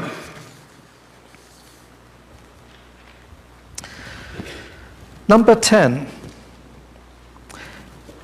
Because God chose only to elect some, it means others have been passed by. Theologically, it's called preterition. Some have simply been passed by.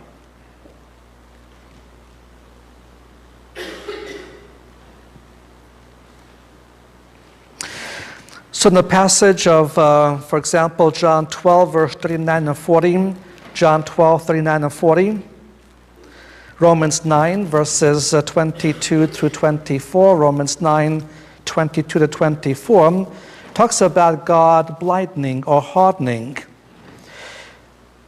But the strict Calvinist or hyper-Calvinist will say, well, people are hardened so that they cannot believe. That's not correct.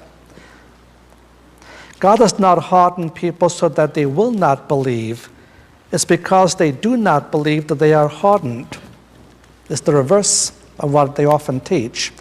Men are not hardened so that God keeps them from believing.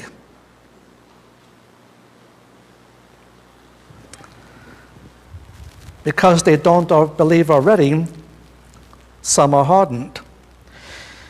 Now, if you look at Romans 9 for a second, because people miss this distinction and end up with dual predestination.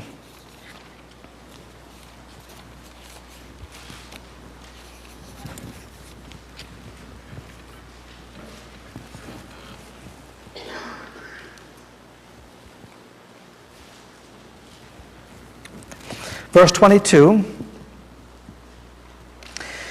what if God, willing to show his wrath and to make his power known, endures with much long suffering vessels of wrath fit unto destruction, that he might make known unto riches of his glory the vessels of mercy afore prepared unto glory. Now, read at face value, it might indicate that he has predestined some to be saved, predestined some to destruction. The difference is in the Greek text. It talks about being the vessels of mercy uses the passive voice. And passive voice means God made them fit for salvation.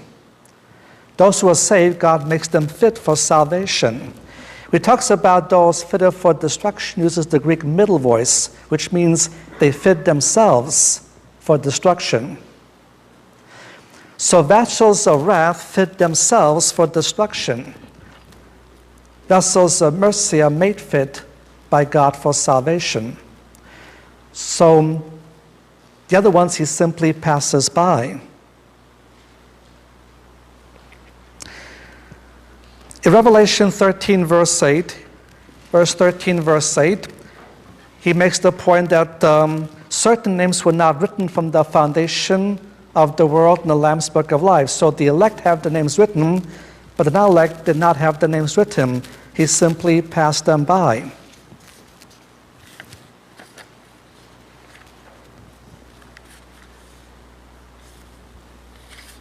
One more point, and we quit.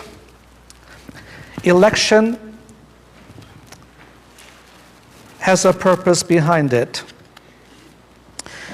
While God has elected, for not because of any merit, when people have become members of the elect, they are expected to do something. And so the purpose for man is that of good works and service.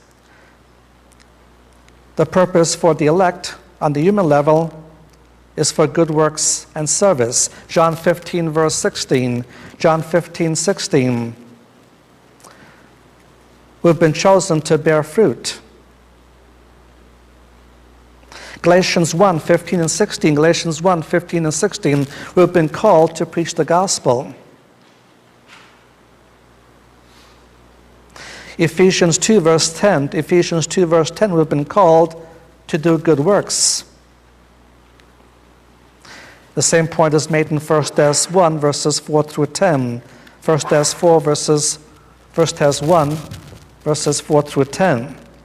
So the purpose for man is service and good works. The purpose for God will be his own glory. Ephesians 1, verses 6, 12, and 14. Ephesians 1, verses 6, 12, and 14. Okay, that catches up to where we need to be. Tomorrow we'll focus on capital C, spending most of our time on the issue of unlimited atonement. And then we'll spend some time, capital D, on page 5, irresistible grace. So I'll be all covered tomorrow night. Then on Wednesday, our last session, we'll deal with the perseverance of the saints or eternal security, and deal with some questions, objections concerning the issue of predestination.